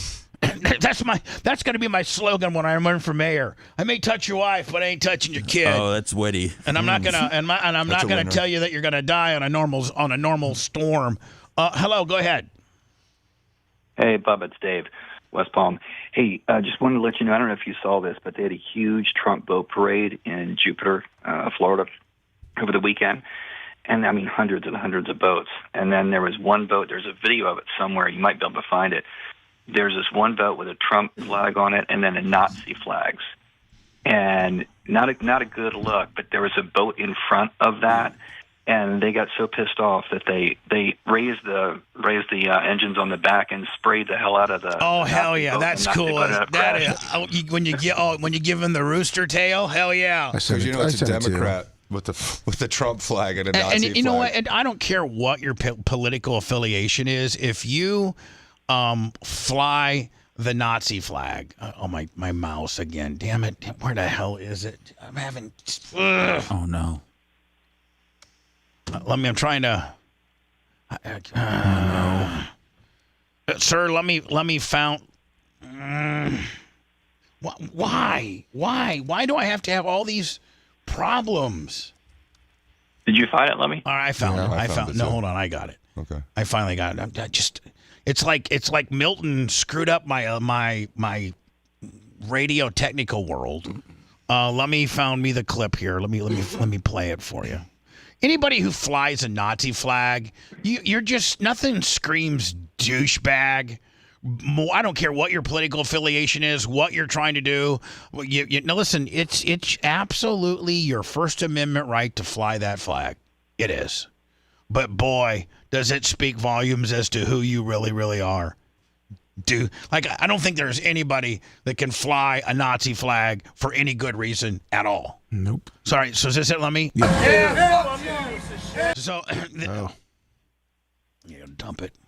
So, Lemmy, is this the guy right here with the Nazi flag? Yeah. On the left? Yes. Okay. You got the Mr. Pillow sign and the Trump flag. All right, hold on. So I'm not going to be. I think there's a lot of cussing. So I'm not when they talk about flags being flown, multiple flags. Or What's are there that? multiple boats with multiple flags? Multiple boats, multiple flag. Not with the Nazi flag. Right. It's just one boat. So let me look at guy's boat. look at this. Look at this. This is something for Breezy and Jimmy, who are great captains, would do. I'd do so that. They watch them tilt the three motors, Lummy. Ready? Boom! They tilt them, and now they give them the good news. Yeah, there you go. You want to run a Nazi? You want to run a Nazi flag, bitch? No problem. Let us go ahead and shoot a rooster tail at you. Bam! Push him right into the side of the water. Look. It did. That's pretty cool. That is pretty cool. I'd get a boat just to mess people up like that. There you go. Should do it again. Yeah, they should. What is with these two? Were these guys Jewish that were in the boat, or they were just following anybody? Well, that it's not a good look to be in a Trump rally with some guy with a Nazi flag. Well, here's the thing. Here's what I think they're trying to do is they're trying to make Dave, you still there? Yeah, I'm still here. I think when somebody is in a Trump boat parade and they're flying a Trump flag, but they're also flying a Nazi flag, I think they're trying to make Trump look bad. Oh, yeah. And they're trying to make Trump, associate a Trump flag with a Nazi flag, which is not a good look and not anything that Donald Trump stands for. So you think it's liberals that are? Yeah, I think it's liberals that say, "Hey, we'll put a Trump flag in here. We'll start the parade out in a Trump flag." Everybody will be like, "Yeah," and then we'll throw the Nazi flag up, and that'll make everybody think that Trump likes Nazis. And yeah, that's exactly what happens. I think that's what happens. And you know what? I hope that more people I think that even this video, like the people that got sprayed, I think they could take it to their local, like their local cops or their local sheriff. And I think that Grady and everybody, they didn't really do anything wrong. They just raised their motors up and then got you a little wet. I mean, sorry. Went battery by getting wet. Battery by squirt gun. Get the hell out of here, bitch. So, all right, gotta go. Bye. Thanks, Dave. Hello? Yeah. Bubba, hi. This is Jeff from Customs, the guy you spoke to a couple weeks ago. Hi, Jeff. Hey, I just want to touch base. First of all, thank God everybody's safe and happy and everybody's doing well over there. I just, my wife and I over here in Oviedo were quite worried about what was going on with y'all, and you called it right on the, button with that weather report. Did Bubba Windy nail it or what? Oh, please! It was like a Stanton home run, and not even given any credit for it or nothing. I said it was going to hit Manatee, and there wasn't going to be a storm surge, and that's what happened.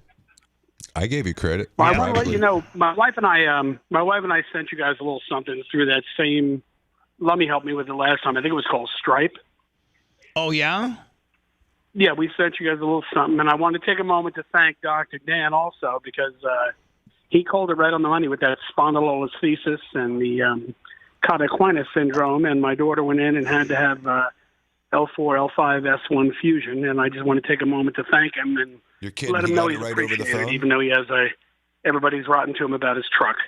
And so, you gave your daughter's symptoms to Dan over the phone. You were getting kind of the runaround a little bit, and Dan told you what to go and ask for with regards to potentially what could be wrong, and he was right. Dan was right. Well, I had brought it up. I brought it up because I went through something similar years ago back when I was working for U.S. Customs still, and I was here in the Orlando area at the time, and I got run over and crushed by a semi-truck on duty. And mine was more of a radical version of a spondylolisthesis. Hers was due to athletic endeavors, let's just say. And I just can't thank Dan enough because when I told her what he said and how he could lead the Cauda-Equina syndrome, she jumped on it right away and knew a neurosurgeon up there and got it done. And I just can't thank him enough. Is she better now? She's, believe it or not, she's already beginning her rehab. She's amazing. She's tough. She used to be a hammer thrower, discus thrower at Alabama. So, I mean, the kid's tough as nails. Well, good luck to you. More importantly, thank you for the stripe, my friend. We appreciate you being Bubba Army. Thank you, buddy. Thank you so much, my friend. God bless all of you, and I hope all is well. All right, thanks. Jay Hop, awesome. I know you would love to be representing this family. I think it's in England, though. I don't think you're licensed over there. And is English law different than American law? Like, are they kind of old school and do things like way differently? It's called the common law, and United States national law. Most states other than Louisiana are based on common law. So very similar, what's Louisiana but we have a based on some constitution. Cajun stuff? Yeah, Cajuns have Louisiana is based on a French law. Oh. So it's different. It's not based on British law. For real? For real. The only state in the whole nation. I mean, like, do they do things procedurally the same way, like for Dyer and Yes. do they do? Because fundamentally, I guess things could be differently, right? Like, I mean, like, what does French law differ from English rule law? So, like, you think about precedent and what common law would say, like, for example, the duty to protect your house from injuring somebody else. There's a common law duty. It's not in a statute, a United States statute. It's been forever. You have a duty to protect others from injury when they're in your home. That's a common law duty. And so in the French law, it may be a little bit differently interpreted. They don't call it common law duty. They have a whole different standard. It's very similar, but it's completely different as far as it actually goes. I mean, it's the only state of all the states in the nation that doesn't start with British common law. So this woman from Great Britain was on this ottoman bed, and so I couldn't quite understand what went down. So Lummy, I just went to Amazon and typed in the ottoman bed? Yeah, but the one that has like a gas-filled hydraulic system to lower the bed. 39-year-old British woman was killed when a malfunctioning ottoman bed fell on her neck and asphyxiated her. And Helen Davey, who lived in northeastern England and ran a beauty salon, died in June as she was leaning over the storage area of the Ottoman-style gas-lifted bed. Brutal. And so the mattress platform on Davy's bed fell unexpectedly, trapping her neck against the upper surface and the side panel of the base of the bed. Choking her out. Now, I'm trying to think, okay, let me see what one of these beds look like. Yeah. And they're these kind of beds. It's massive. So what I'm thinking is, and it said she was on the side, so maybe she was like on her knees and she was in here grabbing some stuff, like, looks like they have comforters. Like you're supposed to be able to design to do. Yeah, and it's supposed to have like those pneumatic gas shocks that like a hatchback has. Yeah. Or your hood. That's a great analysis or analogy. Yeah, like your like your trunk or a hood. Yeah. You can see. So she might have been leaning over here, grabbing some comforters or whatever the hell you're storing. This thing came slamming down on her and choked her out. Jay, tell me you wouldn't own that company. That is. Again, the best cases are the worst cases. That's the most brutal story. If that's your sister, your mother, your friend, but that's an unbelievable case. I wish, Lummy, I didn't have such great driving reactions, because I'm driving Saturday night, looking for gas, headed to Land O'Lakes to see my mom. Now, her retirement community didn't lose power, didn't lose cable. She's got it all. I don't have, at this point, I don't have power. I'm trying to run a hodgepodge little generator on the balcony kind of deal. It's I'm really frustrated, but I want to watch the Kansas State Colorado game that starts at 10:15. So I'm running up Dale Mabry trying to find a gas station, and the gas stations that I find have these unbelievably long lines, and I'm like, I don't need gas that bad. So I'm in my Crown Vic, which, let me, out of all the cars, is the most, like, if I got into a wreck with my Crown Vic, I don't care. No. I don't, it's probably, honest to God, the Kelly Blue Book on my Crown Vic's probably $600-700, but it's a big hunky, it's a big car. Yeah. So I'm driving, we're going 50 miles an hour, the speed limit, or whatever US 41 is. Where 41 and Dale Mabry, let me kind of merge. Yeah. We go over those railroad tracks. Okay. And there's this woman in a big-bodied 4-door Mercedes. I mean, like full insurance. Yeah. So right. So I'm driving. I'm in the middle lane. There's nobody in the right, and she's in my left, and she's right door to door with me. And all of a sudden, she just makes a hard right to try to she's trying to get to 54. Okay. Okay? Yes. Well, I'm not speeding, and we have a green light.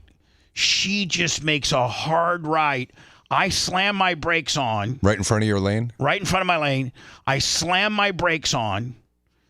Car gets sideways, and she keeps. She just left. She doesn't hit me because of my unbelievable, former reaction time, former sprint car driving reaction time, and I'm kind of visibly. I'm like you. So I try to go up to her and roll the window down and be like, "What the?" But she'd already turned. Eric Rogan 20, and I turned to the merch crick and I go, "Oh my God, we just made the biggest mistake. I should have let her drive right over me. Like, I mean, she literally would have drove right over my hood, maybe flipped me. Yeah. I had my seatbelt on, maybe flipped me. But we're in a big, chunky, really, really heavy car. But can you imagine the heyday Jay Diaco would have had with that? I wouldn't want that though, because that would mean you're injured. You know what I mean? I don't want Bubba and the merch crick injured. I want to don't have want an you guys L6 through 14 full-blown hemorrhage GPO that I'm in a full-blown. You better hope she's got more than a couple $100,000 of coverage. I because that ain't guarantee she did. No, you'd rather have that scenario with a commercial tractor trailer or commercial vehicle. Like a Publix reefer truck. Yeah, that's the jokes. All the jokes aside, the best coverage that's out there are going to be commercial vehicles, landscape vehicles, tractor trailers, commercial trucks. What if Grandma had a full-blown, $3 million personal umbrella liability Chub Willie like Dan's got? That's about less than 0.1% of the people driving out there. Oh, okay. Well, anyway, I wish I wouldn't have. Glad you're okay though. I know. Me too. I would have rather been in a wreck. I'm glad you have cat-like reflexes Yeah, but from your you've time had as diarrhea driver. lately, Bubba. So that I have wouldn't had made it diarrhea. good. I think you know what the diarrhea is from? All this stress in my life. Yeah. But now I don't have any stress in my life. Perfect. I got power. I got cable. Jay, did you start watching the Melendez stuff at all yet? I still don't have power or cable on Davis Island. You got a generator. No cable, no Wi-Fi. Different than generator. You got to have all of them. By the way, I looked up your generator yesterday, and it said that if it is low on oil, it has a low on oil shutoff feature. That happened last night. Finally happened. Did you put some oil in it? Mike Genovese came over and did it, and he climbed the ladder at 8 o'clock and showed me how I actually climbed the ladder. I could do it now. He left me a key, left me 5 quarts, and so I could do it. But don't overfill it. No, don't overfill. What he did was he took it all off. He put a little in, manually started it for about 10 seconds, let the oil flow through it, dipsticked it again. Then he put a little bit more oil in it, and then he dipstick it again, and then he felt comfortable with it, and then he showed me where the manual on and auto on is. And then after this event, and you're off of it, call your Generac guy and get it serviced. He is my Generac guy, and so I'm already in line for service. He's going to do it in the next couple of weeks, full filter change and everything. Like Lummy, I went to my generators yesterday and dropped all the oil. Nice. And I'm putting all new oil in it today. And is it 5W30 for you guys too? Yep. That's what it turns out for all the Generac people. 5W30. But I run synthetic 5W30 red line. Yeah, it has to be synthetic. He said too. Race one in mine. Oh really? Do I put some race stuff in there? Yeah, might as well. Oh yeah. Yeah. Let me when we come back. Did you see this? This Minnesota mom. So this Minnesota mom who's kind of hot. Yeah, not too bad. She's at a staycation with her husband. And this hockey team, who she has no affiliation with, they're staying at this hotel too because they got a hockey tournament, right? Yeah, do you think it's crappy that they put the guy usually in the article? Because isn't that kind of embarrassing? The husband? Yeah. Well, it's kind of calling him out though. Well, he What did he do? Just stay on the couch? No, he didn't know anything was happening. Exactly. Poor guy. She was the one sneaking around, went down to these boys' room and gave them a threesome. Yeah. She was responsible, though, and said, do you guys got condoms? Did she ask him for IDs? I don't know. No, that's where she... You have condoms, but not are you 18? See, Jay, if you were building her defense, you'd be like, listen, ladies and gentlemen of the jury, yes, my client, didn't ask for ID, but she did ask for condoms. She's responsible defense. Yeah, she is. If you love that segment, then check out BubbaArmyHQ.com and do a deep dive on past shows. The Bubba the Love Sponge Show will be right back.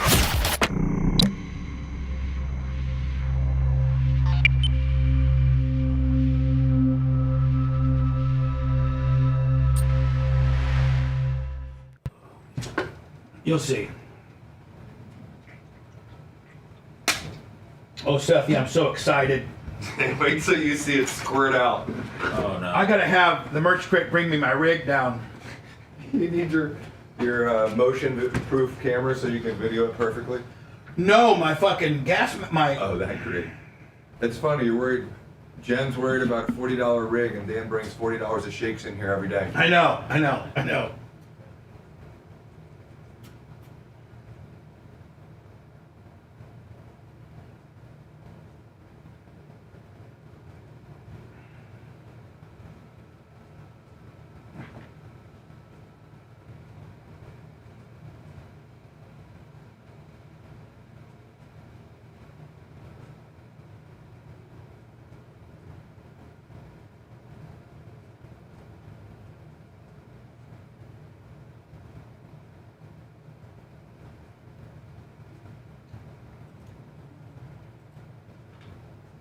What's up, Cable Dog?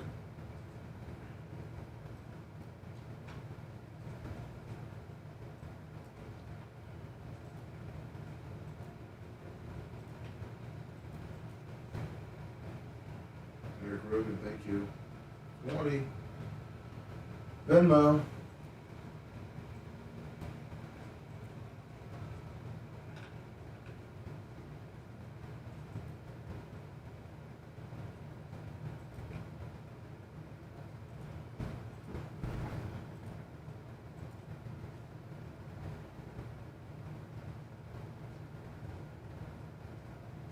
Back next day. Creatine. Or is that Snizzuk?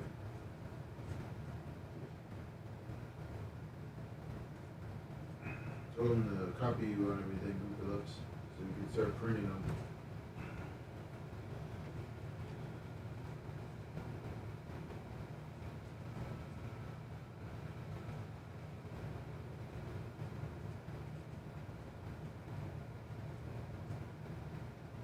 Busy creatine. It's not done. It's the farthest thing.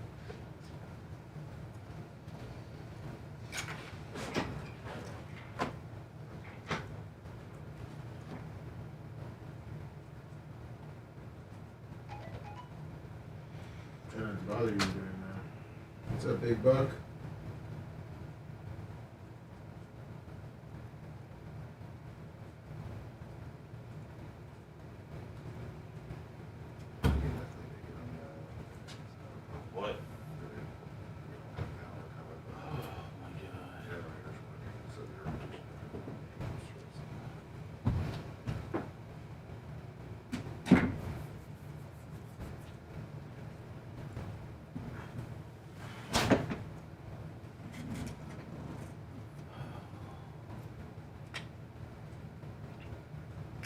Time tip.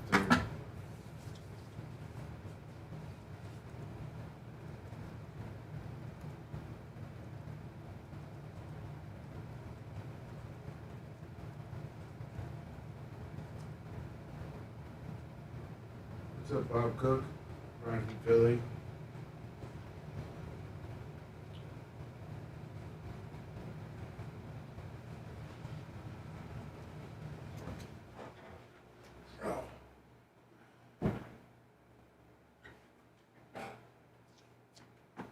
Six of them. All right, so, Jay, did you hear about the way Tico? The reason why it's a holdup for Tico is because Tico has to send a general contractor, electrical and specialist out to survey it in order for them to go. Did you hear about that? I saw it on my island. They surveyed it 2 days ago. Okay, But well, finally they came out a day ago. I got a guy who's a friend of mine who is a general contractor electrical deal, and he said for me to give Dan his number, because he'll go out and take all the pictures and do all the reports right for Dan. So to get it approved, and so all Dan's got it and have him turned in. Like he could probably Thanks, Nick. The first time any one of those people were inspecting Davis Island was literally 2 days ago.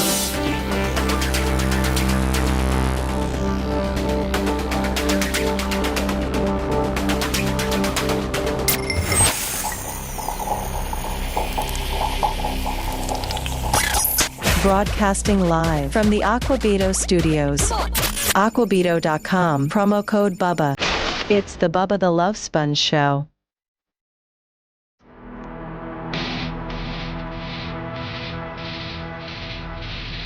The Bubba the Love Sponge Show here for about another hour. I might try to end just a little bit on time, like 54, 55. Oh, perfect. So that me and F-Boy over there can start our podcast faster and get him over to Dr. Dan's office so that we can get that ingrown nail cut out. I can get on my laughing gas. Is everything okay, Seth? What's that? You seem really, I'm not shake, kind of like being a nervous. Kind of being a pussy. I didn't say that. being a pussy. Yeah, Listen, Seth, there's only going to be one bad part. Bubba, I understand. And it's just that initial little prick of the 31 gauge insulin needle that he puts in that real puffy, sore part of your ingrown nail. It's going to hurt like hell for about 1 second. Then he's going to blast it full of lidocaine. And then you could take a hammer to your toe, and I mean once he numbs it up, I could have a cigarette lighter right on your toe and you wouldn't even know about Let's do it. I mean, I'm just saying. Let's go live. No, go live. Hey, it's now Bubba. he wants content creation. He's like, let's go live. It's Bubba, and we just lidocated Seth's toe. I currently have a cigarette lighter right underneath it. To the Gary Busey, I smell flesh. You can't smell. Exactly.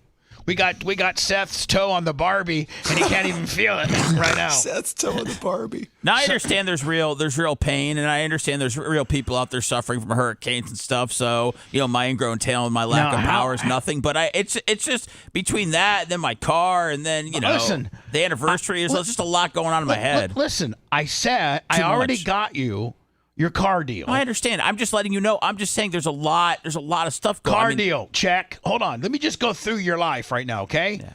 Car deal, check. As soon as my car place gets power, check. Your ingrown nail in your foot, but within the next, 2.5 hours, check. Now, I can't control the power situation, but I can control Dan's power situation because my general contractor electrician guy who does these reports for Tico and is a very good friend of mine said, listen, give me Dan's number or put us on a group text. I'll go over to his house today, shoot the pictures, do the report, and then turn it into Tico. Why is that is that the process this time? Because I've been arguing with my wife over, they're trying their best. And I said, this is different this time. Something is different. No one was here for 5 days. What is different? Tico, unlike Withakuchi and Duke, Tico has a policy because of lawyers. And Damn lawyers. Effing lawyers. Have you ever heard the expression, we wouldn't need lawyers if it wasn't for lawyers? Yeah. Well, Tico feels as if it needs a certified general electrician to come in and survey the damage, write the damage up, and then turn that ticket in so they can assess it, adding another insulation a layer of and here my guy wrote it. I'm going to read it from my guy why they did it. It says, and this is not the Secret Service guy. This is another guy. No, this guy is, and not only is this another guy, but this guy is actually doing this. This guy is. I'll just read it to you, Bubba. TECO is the only power company requiring a safety inspector from a licensed electrical contractor before the power is released. They do this so the liability falls on the electrical contractor or the homeowner if something happens after being re-energized. People need to protest TECO. This is a TECO matter. Yes. Both other power companies are not requiring this. Pity and I don't ever argue with Pity, and my wife very rarely, but yesterday Pity's like, it's not the way it's happening. I said, Duke Energy's doing it differently than TECO then, Pity, because Danny drove through Pinellas County and Clearwater every day, and he said, Pinellas County and Clearwater looks great. He gets over the bridge and Hillsborough County looks like crap. And now I understand it. There's a different policy. Jesus. Hold on. Check your phone right now. This is what. How do we protest it? Who do we call? Check your phone right now. I got it. And you go ahead, just read it. That's from my general. So you can show Candle and you can show Pity and you can show everybody else. This came from and you can read it. This proving that TECO is overthinking this process, and they've added another layer of insulation for liability, which is causing it to be double the amount, if not triple the amount of time. It to put the liability on the homeowner or the contractor. Right. That's such BS. So that like if they restore energy back to your house, okay? And in doing so, you got a malfunctioning circuit, or you know what this probably is about, Jay? Those electric cars that caught on fire when they got power restored and those houses caught on fire. You know how lawyers are. They're like, hey, we're going to blame the power company. This isn't about lawyers. This is about the government trying to avoid liability by creating another layer of administrative red tape before people can get the power that they need so that they can keep the refrigerators on and take a hot shower and live and have their business open. It's because TECO got bought out a while ago from a huge Canadian company called Emera and has changed their policies. Damn Canucks. Again. Yeah. TECO is the only power company requiring a safety inspection from an electrical contractor before the power is released. It's terrible. They do this so the liability falls on the if I'm the electrical contractor, I don't want to do it. You better be paying me a lot of money, and I better have some good insurance, right? Heck yeah. I mean, you better be paying me $1,000 a report or something if you're now going to put the reason why you're doing this is so that I can write the report up and now it's my name on that you're going to sue me? Maybe I'd feel differently if it's like the purpose of the inspection is to make sure that the area is safe. No. That's to make sure that we put the liability on the homeowner and the contractor. They do this. I mean, let me read verbatim. They do this so the liability falls on the electrical contractor and the homeowner if something happens after being re-energized. People need to protest TECO. But that's what can you ask them, how do we do that? Do we email TECO? How do we do it? Let's get everyone. Bubba Army, but here's the deal, Jay. It's like, okay, we protest TECO. You know what they say? F you, buddy. Nobody else services your area. It isn't like, Jay, somebody comes knocking on your door. Hey, I know you're not happy with TECO. Would you like to make the switch over to Duke? Duke ain't running lines in your neighborhood. It's called a monopoly. See, here's the deal. If you're not happy with Spectrum, you can call internet, or you're not. I mean, there's we have options. We have internet options. We have cellular options. We have grocery store options. We have car options. I never thought of this. We have, but think about the one thing in your home that you do not have another option. Jay, if you don't like the way your garage doors go up and down, you get a different garage door company, right? Yep. If you don't like the way, and when you had that hybrid, was it Ferrari, Porsche? When you had that hybrid Porsche, you didn't like it. You turned it in and got a gas one. That's right. Okay, if you had Spectrum or I don't know how many different internet providers, Frontier, Spectrum, and Wow. Yeah. So, if you're not happy with Or you can go Starlink. Yeah, which is the best. Which is what we're doing now after this too, because again, if you shop we were held hostage by Spectrum. If you shop at Winn-Dixie and you're going down the produce aisle and you see it didn't look very clean, or you go to you go to Publix, right? If you go down to the gas station and the credit processing machine, this is my all-time biggest pet peeve, is when you put the card in there, your card's good, and they go see cashier. Bitch, I ain't seeing it. So then I just try another card, and then they're like, go see cashier, and for whatever reason. I'll tell you why, because that guy is stealing your information. He wants to run it so that he can steal it. Happened to me one time in Sefner, for real. But I mean, there's nothing. I can't think of anything in your home where you live, whether you're renting or whether you own your home. I can't think of anything that they got you hemmed up on, hamstringed on, that you can't, that there's not competition for what you, there's internet competition, Lummy. There's the government services. You don't get competition for trash. True. It just sits there until, you don't get any competition there. That's true. So trash pickup, electricity, utilities, it's all the water, crap that the government provides. If you don't like the water, if you don't like the water, cities, I can't change my water or my sewage. You can't open up a desal plant. Can't change my schools. How about that? We don't even have school choice. Oh no, hold on. Yes, you do. No, I don't. I pay $10,000 a year for schools that my children don't go to. $10,000. Hold on. What now? In taxes. Of my property taxes. Oh, okay. $10,000 every year is for Hillsborough County Public Schools, which my children don't use. Hold on. I would vote for the very first person, I don't know if you can do this or not, that would say, if your property taxes, the portion that goes to the Hillsborough County School, if you send your kid to a school other than a public Hillsborough County school, you can take that deduction and use it towards the tuition of your school of your choice. You just articulated what's called school choice.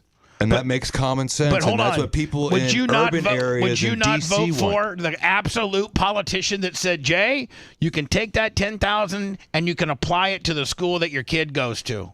But You'd vote that guy in a minute. Exactly. And that's what's fair for. How about just normal people?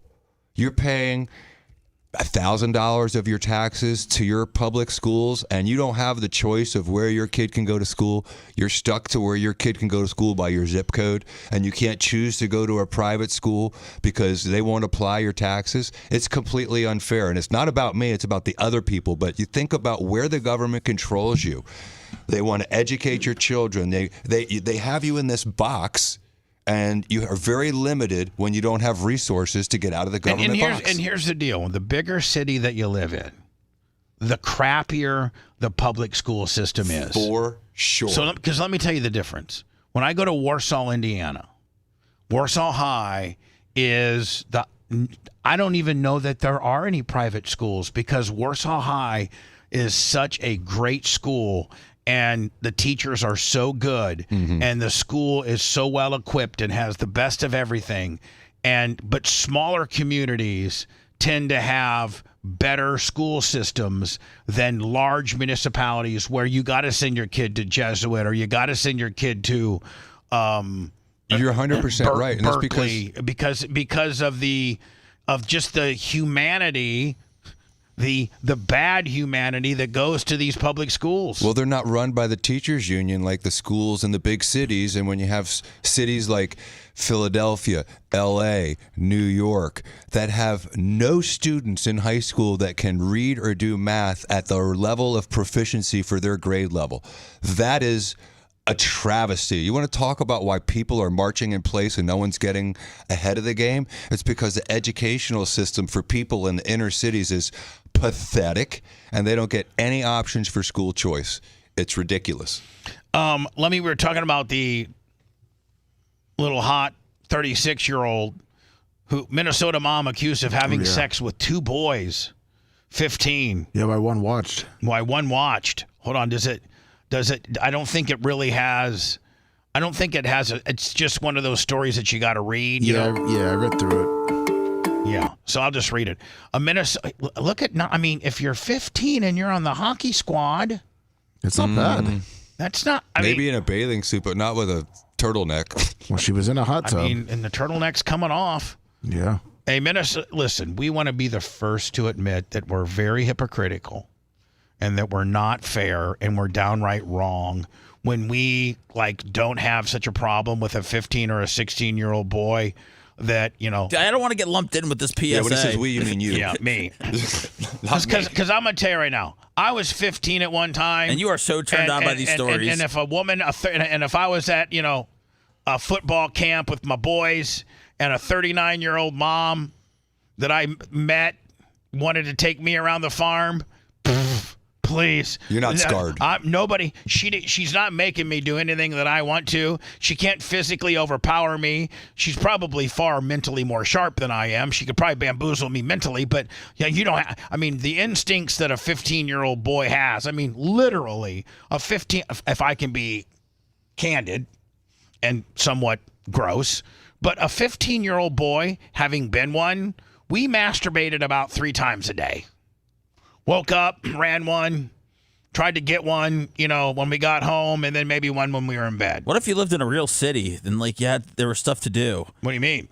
I mean, I don't know. I mean, I grew up in Tampa, so, I wasn't whacking off all day, all night. I would go outside and play and, do some things I did all town. that. Hold on. I played athletics. I played out. But you're like I said, morning.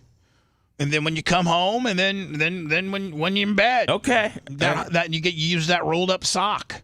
Wow, socks get really stiff at my household. A Minnesota mom has admitted to sexually abuse. How do you sexual? Well, sexual abuse to me is what the Melendez brothers went through. Well, not what a 15-year-old that's in a hot tub who gets taken back to a hotel room, but with a MILF. Well, victim 1 said that he felt stuck in the moment and didn't know how to say no. Oh, okay. So I know how you say no. You pull your pants up and leave. Does this woman's mugshot tell you that she regrets anything at all? I mean, I don't know. I think I don't know. She's pretty happy. A Minnesota mom of 2 admitted to sexually abusing a pair of 15-year-old hockey players whom she met in a hot tub during a staycation with her husband and children. Allison, is it Chardin? 39 pled guilt. Oh, so she pled out, Jay. She didn't even go to a jury. Pled guilty on Friday to third-degree criminal sexual conduct after she pleaded not guilty to the disturbing allegations in May. So she pled not guilty when she was probably initially charged, and they cut her. I think she got a sweetheart deal. Wait till you hear the deal she got. Do you think that she thought the kids were older? No. No, she went to their hockey game the next day. Yeah. Oh my! And that's when the guys got scared because they're like, "Man, we blasted her. Now she's coming to the games." Dude, that's a predator, right? Look at what the dad says. Listen, or is it a supportive woman? I don't know. Sheridan was at the hotel with her spouse and 2 children on January 14 when she was when she spotted the 2 teen athletes who were traveling from Colorado with their team, and they struck up a conversation. According to the complaint obtained by Crime and Law. Yes, Gooch, you're going to have to keep an eye on Sawyer when he's going to the out-of-town games. While she was with the boys in the hot tub, her husband actually yelled down. So he actually yelled down and he said, "Hey, if you don't come upstairs, our relationship is over." He knew what this bitch was up to. He was watching her in the hot tub probably be inappropriate, and he yelled down from the balcony, "If you don't come upstairs, our relationship is over." That's what the complaint states. Sheridan exchanged contact information with the victims and later texted one of them to see if she could come to his room after getting into a fight with her husband. Mm-hmm. Well, she went up there and got into a fight on purpose. Listen, you can get into a fight. Jay, you could literally walk into your house and find something that would piss off Candle in 1 second to start a fight. Could you not? Called marriage. And she could walk in and find something in 0.5 of a second to piss you off enough to get into a fight. After 18 years, you know your buttons. You know each other's buttons. right? Yep. So she went in there, pushed a few buttons because she had the guy waiting down the hall, already had his number. Yep. So she got into a fight with her husband. If you were a real man, I wouldn't need to be talking to those boys. Now, Jay, does it help her cause? Not asking you to defend her criminally, but just as a lawyer, does it help her cause in her defense that indeed the guy willfully exchanged the information and then willfully invited her to his room? No. That does not help? No, because that happens in all these school teacher situations. They text him after hours. They meet him after hours. The kid can. The whole idea is that a child can't consent. She allegedly told the boys they were young enough to be her kids. Jeez. Then pressured them into sex acts while the third boy watched, according to the complaint. Look at that. Her husband's a stud, and that's her. He looks like Aaron Rodgers. That's backwards. Yeah, no, Aaron Rodgers. Yeah, that's real. That's backwards. She's above the rim on this deal. He's a stud. No doubt. He looks like Aaron Rodgers. He sure does. He sure she looks like a frumpy old, house mom. And he's packing too. Oh, he is. He's those jeans. I mean, I'm zeroed in on it. I'm meat gazing today. You meat gazed me all day today. Well, like I said, when you don't have power, Bubba, you got to start coming up with new games. You already have a 38-year-old woman, a female in your bed. Don't you want to do more, she said, according to one of the victims? Victim 1 described feeling stuck in the moment and did not know how to say no. This is a 15-year-old's lie, Bubba. Read that out. Yeah. I felt stuck and I just didn't know how to say no, even though I had a boner. Right, exactly. My mind was saying yes, but my boner was saying yes. Your boner is saying yes, but your mind says no. Isn't there an R. Kelly song that says something like that? I think there is. Robert Will Take You Back to America or another one? Your mind's telling you yes, but I don't know. All right. The complaint reads, he said that in his head. Oh, so somebody said victim 1 said, quote. Victim said, now victim 1 didn't utter this verbally for anybody to hear. His testimony is that he said inside of his head, I'm feeling stuck and I don't know how to say no, but I got this, rock hard penis that's saying otherwise. Yeah. He said that in his head. His response was not really, but he responded by saying, sure, though he wasn't totally on board with it. So his this is flim-flammy. This is erotica to you. No, it's penthouse form for Bubba. Jay, I can see why the state settled, because this is kind of a flim-flammy case where your number one victim, his testimony is, in my head I was saying no, but then sure. I said I was totally on board with it. That's She's got 15-year-olds in a room. That's not rock solid testimony, though, right? I mean, that's not rock solid testimony, and she does hard jail time and doesn't get probation by saying, I absolutely positively told her no. I did not want to do this. I did not have my penis out. Then that's rape. Right. Following the encounter, Chardon tracked the boys down to the rink that were playing a game of hockey the next day. Victim 1, our star witness here, said they all started getting nervous and he was shaking on the bench at one point because he wanted to leave what happened the night before in the past, and she was trying to follow him. It was really creepy. Yeah. He was like, man, I wanted this to be a one-timer, and she's trying to make it a hat trick. Yeah, you know what I'm saying? In jail because she deserves to be. Yeah. What's the mindset? What is I don't know. Maybe these 40-year-old women find it super, super hot to have an adolescent boy lay the coals to them. I don't know. I can't think like those bitches. Once the boys traveled back home, she reached out to both of them. She asked one of them not to tell the authorities and apologized to the other boys, to the other boy for going to their room during the exchange of messages. During an interview with investigators, Chardon fessed up to joining 3 boys in a hotel room and having sexual contact with them. While she told police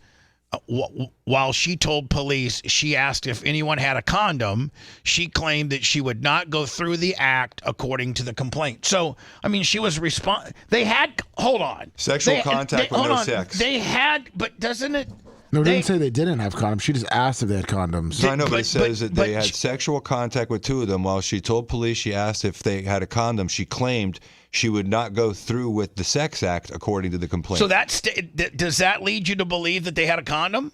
That leads you to believe they did not have a condom and she didn't have sex with them. I think that's why maybe the plea was so little. It was because it says she admitted to having sexual contact with them, but after Ashley claimed she would not go through with the sex act. So maybe not intercourse, but oral or something like that? Yeah. Sounds like it. Okay, well, at least she's got some morals. No condom, no vagina. Perfect. They should have been worried about the condom. She's a 40-year-old hoe. There's some 15-year-old.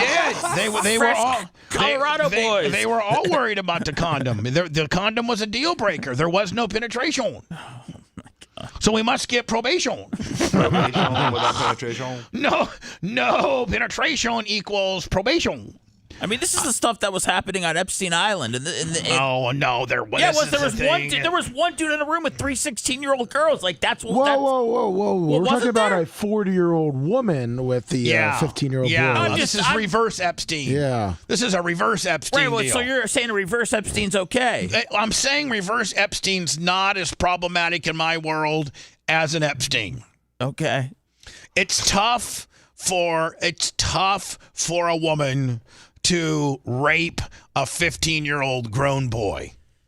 A 39-year-old woman cannot physically, now she can mentally, yes, but she can't physically take that penis. Now she can mentally take it, but she cannot, whereas if you vice versa it, and you go Epstein Willie, a 24-year-old man has by all means can physically overtake a 15-year-old girl physically. But she if this can say happens no. To my 15-year-old and my 15-year-old's a virgin, I'm not thrilled. Boy or girl? I'm my boy, or if it's my girl, I mean, we're locked and loaded. Firing squad. But if it's Trey, I'm not thrilled at all. And a situation happened like this with him, and he didn't engage, thank God. And I told him, if that happened now, it would have gone down differently. But yeah, these kind of situations present themselves a lot to young men, and it just depends. There's a lot of cougs out there looking for the 15-year-old D. Sure is. I found out recently that one of my good friends in high school had this happen to him with a hot for teacher girl at our high school. Man, I was hoping so. It didn't do anything to him. I think I was a little too chubby. Happy. Yeah. I think things were starting to progress, and I think I thought about it for a moment, and then I was just like, no, that's not. And I think at that point it was pretty evident that victim one was kind of uncomfortable. In exchange for her, so this is where the plea came. I mean, Bubba, we saw those 15-year-olds yesterday that went down to go see Lieutenant Dan when he was, a viral sensation the day after the hurricane. And we looked at him and we were like, look at how stupid all these kids are. And guess what? The difference was? What? Every one of those are virtual reality nerd, TikTok and, F-boys. And these guys were hockey players, studs. Yeah. I mean, it's a difference. The group of people that gathered around to see Lieutenant Dan are a bunch of it's just a bunch of nerd techs. I'm just saying, whereas it's a kid. As a 15-year-old hockey player, you're a stud. I know, but it's a kid mindset still. Yep. I mean, wrapped up in a different body, it makes a difference. In exchange for her guilty plea, another criminal court was I'm sorry. Do you act off to New York Post articles? No. Okay. I do not. Okay. But if I was a 15-year-old hockey player and a 39-year-old mom, what about being a wanted dad? to come down here and take me down around the farm? You're too far away from. You can't ever get taken around the farm. But this, I mean, what if What if what? I'm not. I don't want to bring your son into it, but I mean, you would be happy if this happened to Tyler. I wouldn't be happy, 15? but I wouldn't put the woman in jail. What would you do? Make her do it to you? Yeah, No. why not? Maybe. Like, you want to go to prison or you want to take care of Big Papa? You want to go to prison or you want to take care of Big Papa? Take care of Big Papa. Now you know what? Now I get arrested for extortion. In exchange for her guilty plea, another criminal court was dismissed, and prosecutors agreed to jail time of no more than 8 months. Well, she's getting 8 months. Oh, man. And she's got to register. She's got to register as a sexual offender. Ruined her and life. she's getting 8 months. And you know that Aaron Rodgers' stud-looking husband's gone. Oh yeah, he's probably picked up a 30-year-old. Hell yeah. So anyway, I mean, I could only wish something like this happened to me back in the day. I don't even know of anybody I don't even know if this was happening at Warsaw High in 1982 or 83. Oh, it's been happening since the beginning of time. I think that's true. Jay, without I gotta go into words, so I'm not too late. Did your Flex Steel deal work? Yes. I mean, like really good. Yeah. And had you Flex Steeled the first time, would the outcome have been different with the damage that you got? I think there's a very good chance that it would not have intruded into my garage if I had the real proper Flex Seal, Flex Tape. And that's where the majority of your damage happened. That's where all the damage happened. Right. Everything started and stopped with what? My house is about 5 feet higher than ground level. And so the water was about a foot away from, maybe 12 inches away from intruding into the ground level of my home. And it was about 3.5 feet in my garage. Everybody likes to wonder if the Flex Seal hurricane-proof goop works. And it did. Oh my God! It even withstood the fire that came after. All right, so let me. The door didn't break. The whole house got on fire. Wow. Oh man. Hurricane-proof. That's some works. clickbait. And it did. Ouch. Oh. It even withstood the fire that came after. Wow. That's terrible. Jay, let's not forget I got to go to words, but you had a fire. I did. You had a fire. Yep. They need to keep Flex Steel the way it is, but make a new product called Hurricane. They have it. They have one. It's called Flood. Yeah, flood tape. That they actually make specifically for this. For hurricanes. That's the one we watched that he did his whole house. The whole house? Yeah, like we were watching it. You mean the motorcycle shop? No. We actually watched the infomercial for it. And we all clowned it. Can you send it back to me? Yeah. So I can see it again? Yeah. All right. If you want 24/7 on-demand Bubba and the crew, go to BubbaArmyHQ.com. Right now. The Bubba the Love Sponge Show will be back after this.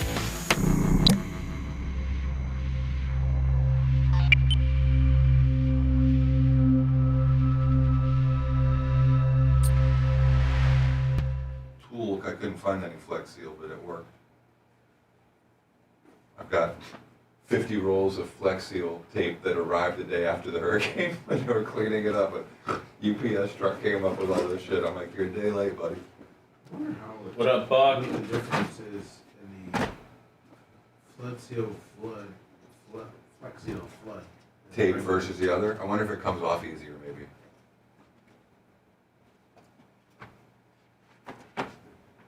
They have all different types. And all I could get was the 4-inch by 5 foot rolls, and then I was able to get a few of the 8-inch by 5 foot rolls, but they make those 20-foot rolls of 8-inch flood tape that I'm going to start looking for, because that would be better for the garage. They have one you can paint on. Looks like they have the whole set. Well, I am going to have to replace every rubber grommet on my garage door. Yeah, I can imagine. But it was all kind of fucked up from What up, boss? I mean, the way to really do it is to what? To get the Visqueen, put it down. Yes. Right? Yep. Then, what? Use great stuff foam to keep, or just go right with the Flex Steel. Flex Seal, the foam is Well, really I sent you that destructive. infomercial. Yeah, I mean, it says just put it straight on there, according to this commercial. All right, let me see it. The infomercial. What's up, Big Buck? Morning, everybody. Stacy G, that doesn't sound so boring.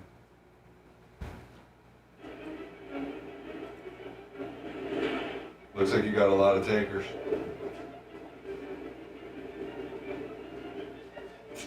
Amazon has the flood tape available. Yeah, of course. This is crazy. Look at that, Bubba. That's all animated. That ain't real. And when used in combination with one another, they'll create a powerful force field of protection that can hold back water. That's the way my house looked, Bubba. Like, for real. It was a freaking 5-foot moat around the whole house. It was so scary. Oh, Tina, that's fucking horrible. I'll never do that again. That was the scariest thing. No, we don't have our power yet. I was surrounded by water. Look, every structure is different. Depending on age and type of construction, there may be areas that can't be seen or sealed. So it's impossible to stop all floods every single time. But our flood protection products, they can help. They can help by slowing down or even stopping water from entering your home or business. That water is 3 feet high, and the inside is staying dry. Please. And when the waters recede, our flood protection products are completely Oh, there you go. refillable. The flood one's easier to take off, Jay. Look at that. Protect your home or business from damaging floodwaters. But our Yeah, mine didn't come off in one piece, Bubba, did it? Mine didn't look like that. come off fast and easy. That looks like buckets of it painted. I mean, that's not spray seal. That's, They have bucket. yeah, if you paint, that's painted on.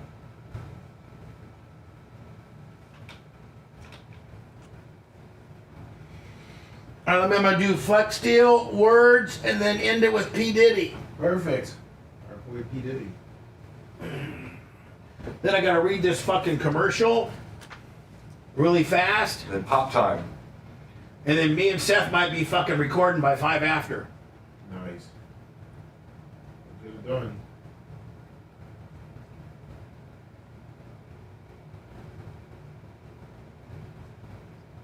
Dude, Cam Rising's out for the year again?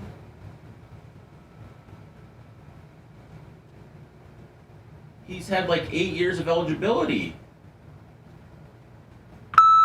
Who? Just this quarterback. Who's he play for? He plays for Utah right now. Where's this?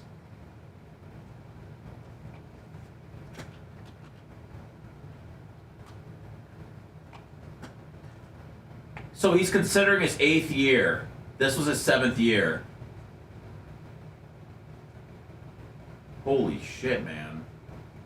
How did he work that? Injuries, transfers, COVID. Who's he play for? Utah. 8 years? He just got hurt, so he's gonna try to go for an 8th year, yeah.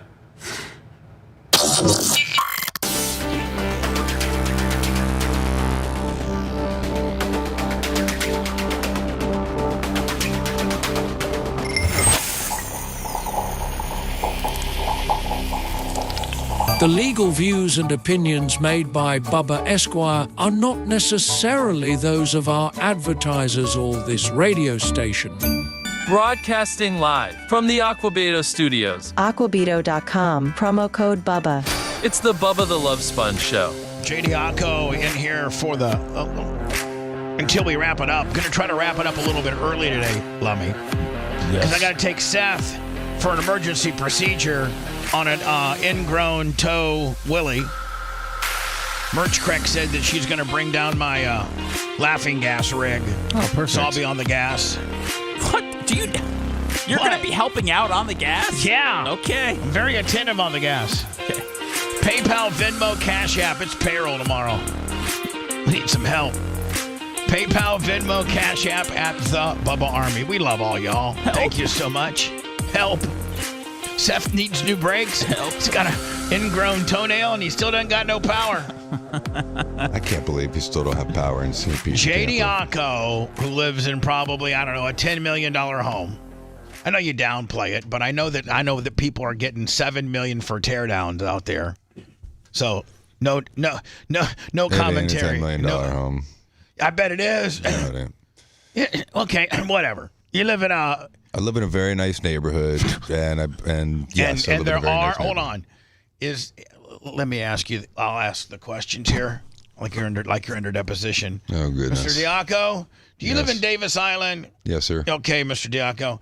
And Mr. Diaco, is it not true that there's some residential areas in the Davis Island area that are just regular 1950 to 1980 built single-story teardowns that are going for $6 to $7 million, Mr. Diaco? No. Please. There's no single stories going for $6 or $8 million.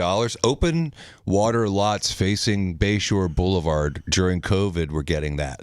The interior lots they're probably $1.5 million, which is insane to say out loud. And a lot of them are selling. I saw one sell for $500 the other day. Hold on, did you say the ones on the water were selling for that? Hey, listen, they were during COVID, but there's no single stories like that. It was for dirt, just for the lot. Co-counsel, let me shut up. I'm answering the questions. Oh, okay, sorry, Mr. Diaco. Do you live in an inner lot, or do you live on a waterside lot? I live on a canal. So, with access to does that canal allow you to have access to the ocean? Do you have a dock, yes. Mr. Diaco? Objection! It's a bay. Badgering, objection, badge. What's the point of this meandering question? Shut up, Mr. Diaco. The configuration of your home is on a canal. Yes, sir. And does that canal allow you to have a dock? Yes, sir. And does that dock allow you to have some type of vessel that's okay? And does that vessel have to go through any type of bridge or anything to get to the open sea, or is it unabated to the open sea? Unabated to the open sea. I have no more further questions. Thank you. That's pretty good. I don't have to get into anything else. I established what I wanted my price to be, and I established the fact that you have an unabated access to the sea. It's not open water. Nope, but I didn't say that. I know. Very precise with your words, Bub. I see you up there. Isn't it amazing how much I've picked up? I'm not a lawyer. I swear to God, I could send you into a deposition without hesitation. Oh, you're a lawyer and a doctor, Bubba. Oh, yeah, I'm a doctor, too. and you know what? I used to be able to answer half of Gina's family law questions, too. I bet. And I'd be able to answer almost all of Dr. Mark's penis questions, too. I guarantee in a simple motor vehicle accident case, you could take a deposition as well as most lawyers. Probably. Because it's the who, what, when, where, why. Because you know why? Where were you going? How fast were you going? What did you see? I mean, you know why? Because here's the people that I've been in depositions with and watched and spent hundreds of hours in depositions with the following: Greg Herring, Jay Diaco, Kevin Hazlett, Nancy Harris, and Regina Hunter. And so and that is such a well-rounded legal, that is like a legal, that's just, you got every sling and D in there. And I've seen how everyone, hold on. Even old Foghorn Leghorn. Wait a minute. No, let me add two more. That's going to really validate this. Norm Cannella Sr. Foghorn Leghorn. Norm Cannella Jr. Yep. Todd Foster. Yes. Dude, super studs. I was in a deposition with Todd Foster one time, and the opposing counsel gets all uppity up, and Todd Foster says, I know that Your Honor, Your Honor's schedule, and this is to a magistrate. This is to a federal magistrate who is just a cog below. A federal magistrate is refereeing this mediation so that the judge doesn't have to deal with it. And Foster goes, Your Honor, I know Whittemore's schedule. Let's call him up right now and get a ruling right now. I do not agree with this. This is wrong. This is fundamentally wrong. It is legally wrong. And let's call Your Honor right now. And the magistrate's like, And it's just so funny. And Jay, you did that in the Gawker case. For sure. You did that right in front of the judge. You're like, my client is not answering that question. Period. Yep. And so, I pride myself on being a jailhouse lawyer.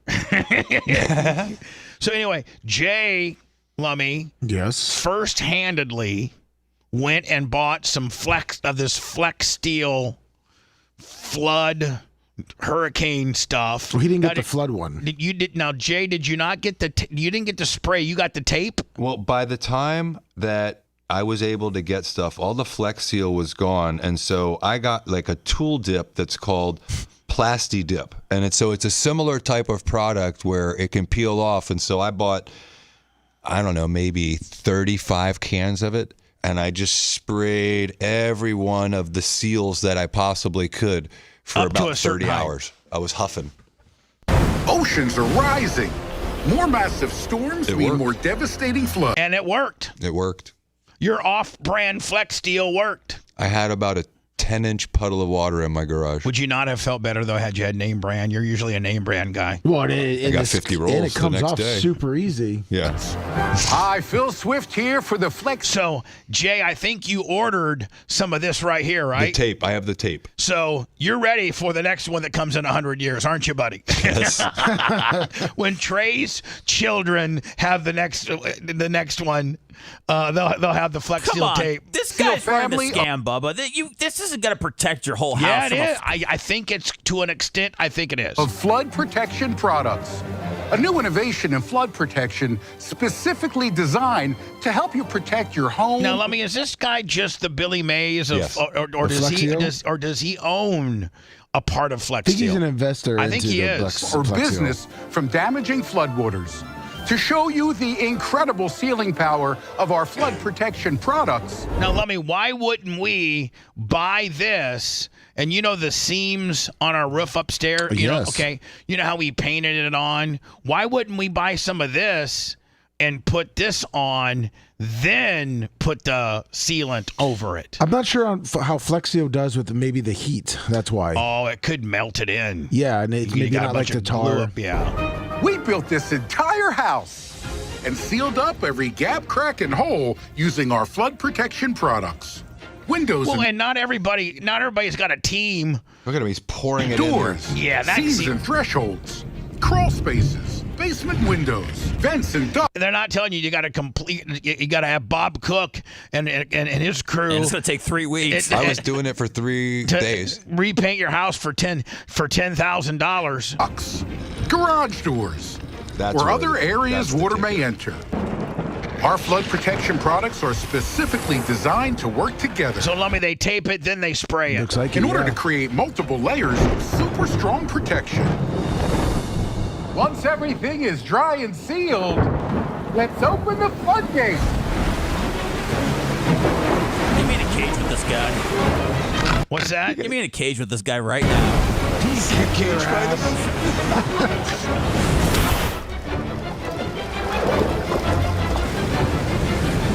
To me, this looks like AI.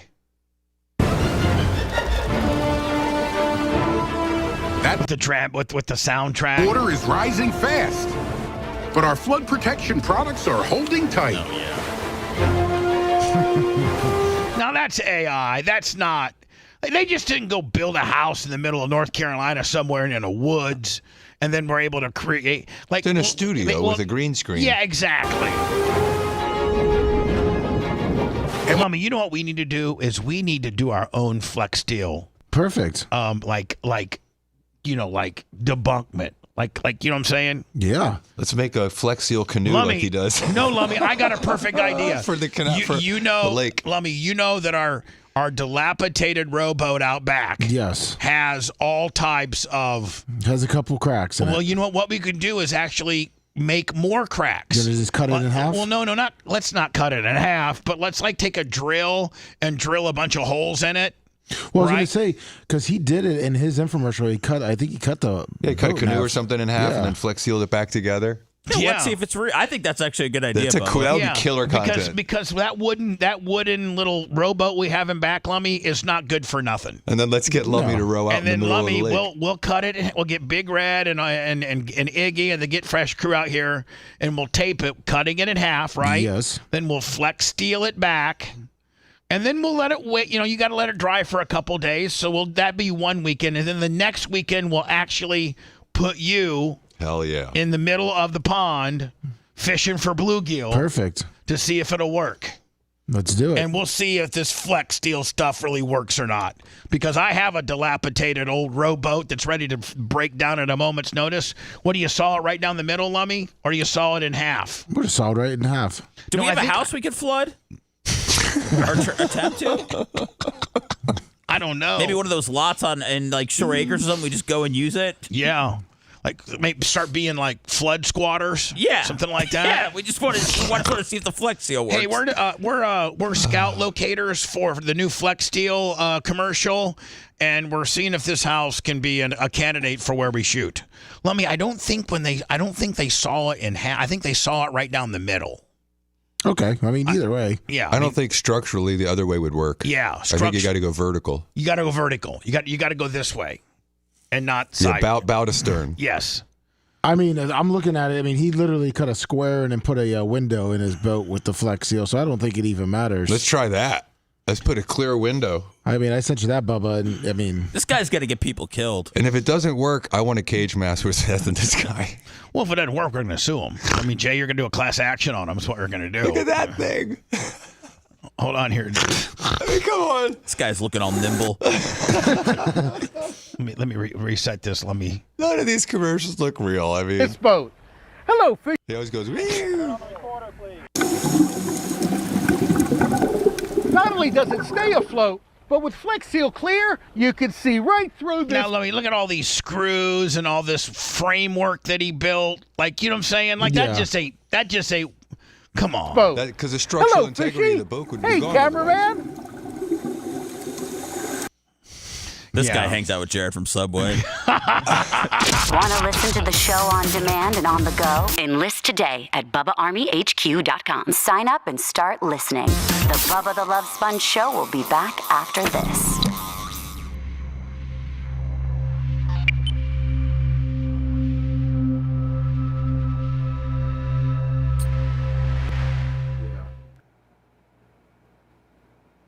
Which I sprayed all this, the little screens in the garages where they have the flow through. I sprayed those things. I'm surrounded by 8 feet of water, and there's not one drop in my house. They were saying, I guess on that one, you probably put a boat, tape one. All these motherfuckers. For those things? For those little things? Yeah, that's what I'm going to do next time. Said there's one where he Flex Sealed a truck, and he turned it into a boat. Oh, Jesus Christ. We could do that with your car. And we're floating. Tina, that's fucked up. That's fucked up. Car if it would work for some of that.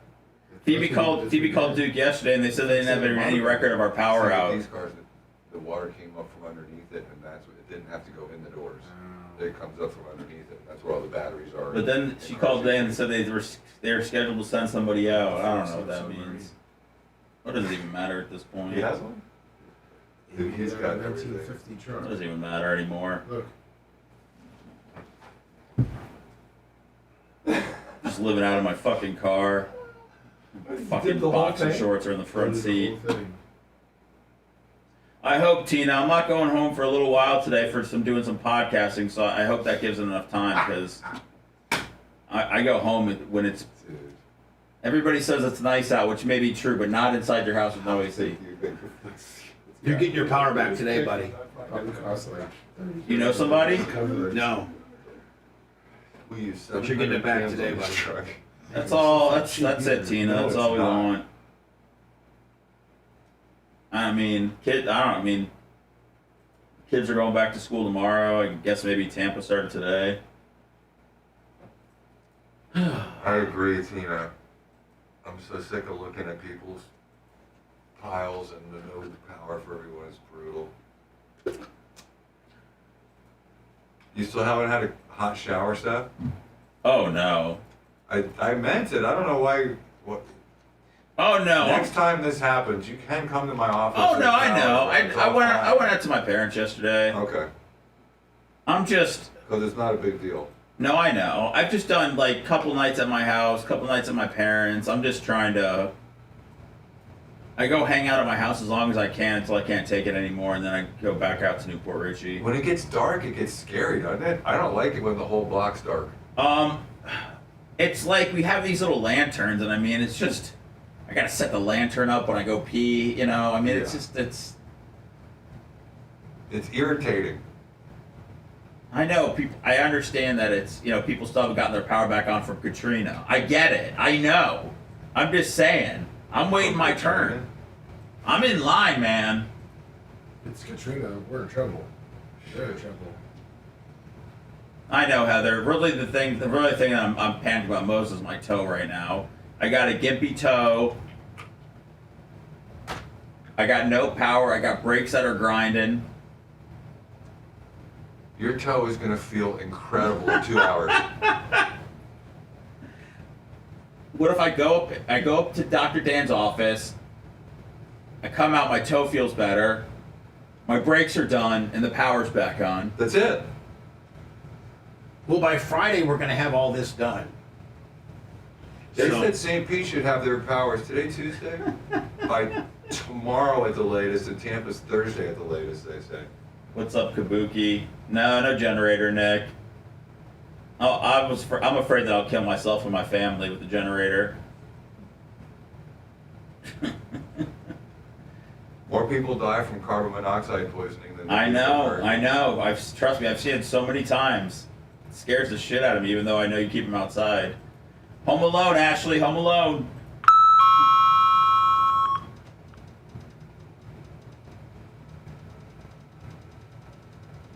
HS Bubba fan though. Bubba, are we going to have an on-air celebration for Wizzy's 50th birthday?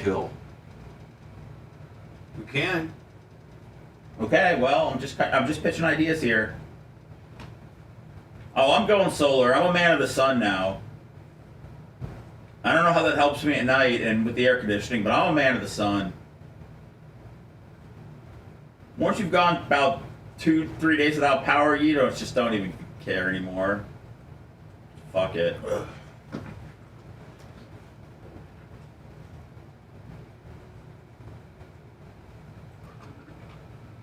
I had to tell myself it wasn't about myself. It was about my daughter.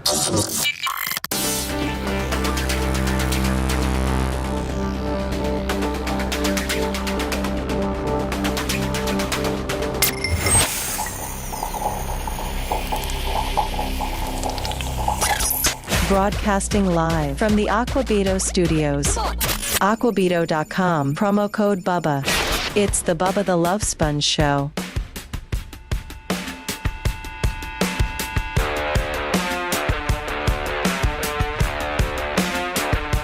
JD Acco in here for a little bit.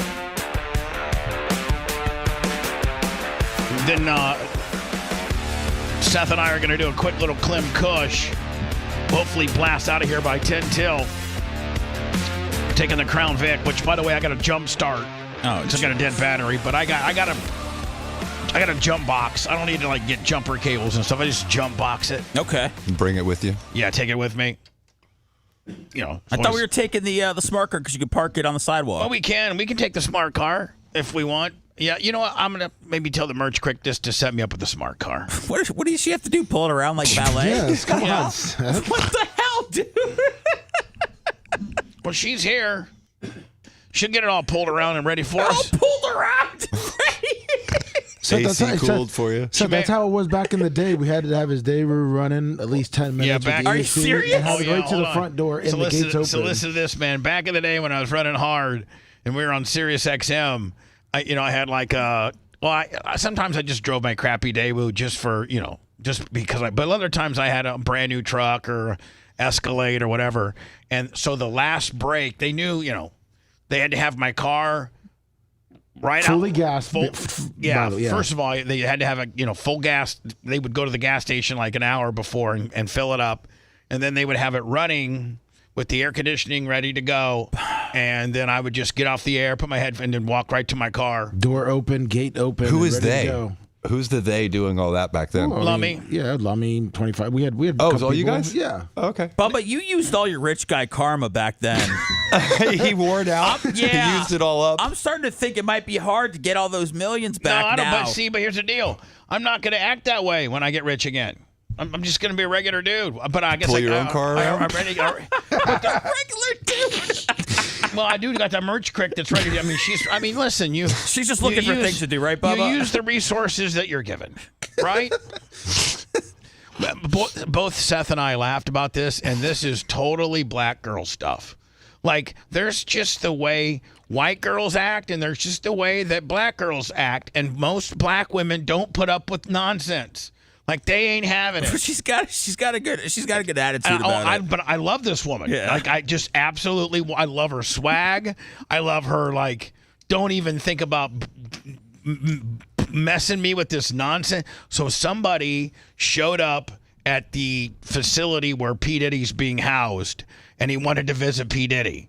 And the first line of person that they saw was this African American guard who was guarding like maybe the reception area to the prison facility. Yeah.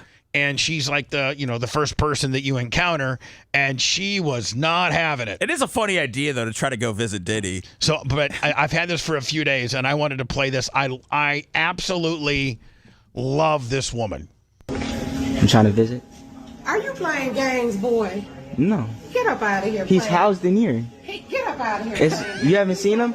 You playing game now. Go on now, because I thought you was for real. You wasting my time. Trying to get off back up or something. Out here with all that foolishness. Out of here with the foolishness. I'm sorry. I ain't gonna tell you again now.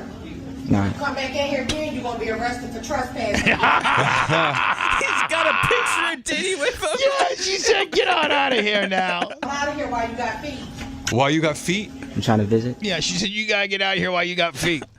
Like, Jay, your woman who works the front desk, I love her. She's an African-American woman. And she is just the most endearing. She's the best. I walk in, she's like, Bubba, like, what's up? She's got the best laugh. She's definitely the face of the firm. You got the best front desk lady. You really do. She's been with you for a while, hasn't she? Yeah, she has. Now, did you see this? What does this mean, Jay? Diddy's celebrity friends are quietly settling with victims ahead of the impending lawsuit. So does that mean like these people or these celebrities may have been involved in some activity that P. Diddy did? Yes. And so these people, the big fish is P. Diddy. Mm-hmm. But if you're an ancillary fish and maybe got a little money or a little name value, these people will maybe get a hold of you and said, hey, we'll keep you out of it and settle with you because you're not the big fish. Well, there were certain celebs. Is that what's happening here? Yeah, there were certain celebs that were always hanging out with them. There were these freak-offs. And so not only is he a target, but the other people who are a target. The hotels are a target. I've heard that the people that sponsor the events that he had, like in Miami, if he had a big party, then they would reserve hotel rooms for him, and they knew what was going on. So these people are going after everybody, including the other celebs. But this is in regard to the celebs specifically. Sean P. Diddy Combs' famous friends are allegedly settling with victims outside of court to ensure they're not named in the impeding lawsuits, according to the Texas-based attorney, which, by the way, this attorney is the same guy that represented all 23, 24, 25 of the Deshaun Watson massage, happy ending deals. And they all got paid. Oh, this guy's going to get paid. Oh, yeah. I mean, these people are going to get paid. Because you know what, Jay? You got a couple bites of this apple. You got hey, do you want to settle and not have anything to even have to worry about, not be called as a witness, not have to get deposed, right. not any of that. No jury's going to find you guilty because guess what? We're going to go ahead and unwind you out of here, but we need to start negotiation what that could entail. Right?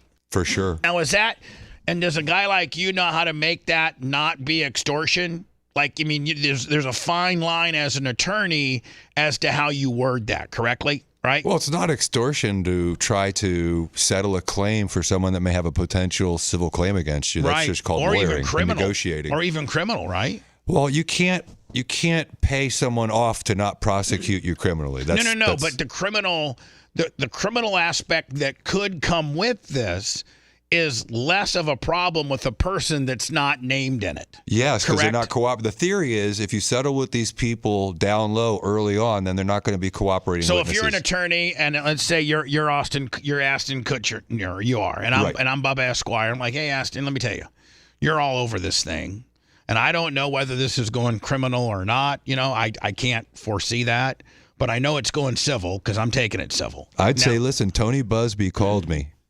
And he said that you were at some of these parties, buddy. And so, in my humble opinion, if we have the opportunity to make this go to bed before it starts, that's what you should do. Right. So that's what I would do. And So Mr. say Bubba Buzz- Clem's at a freak-off party, and we get Tony Busby calling. I'm advising you to put this to bed. To write this check. Yeah. Right. And so...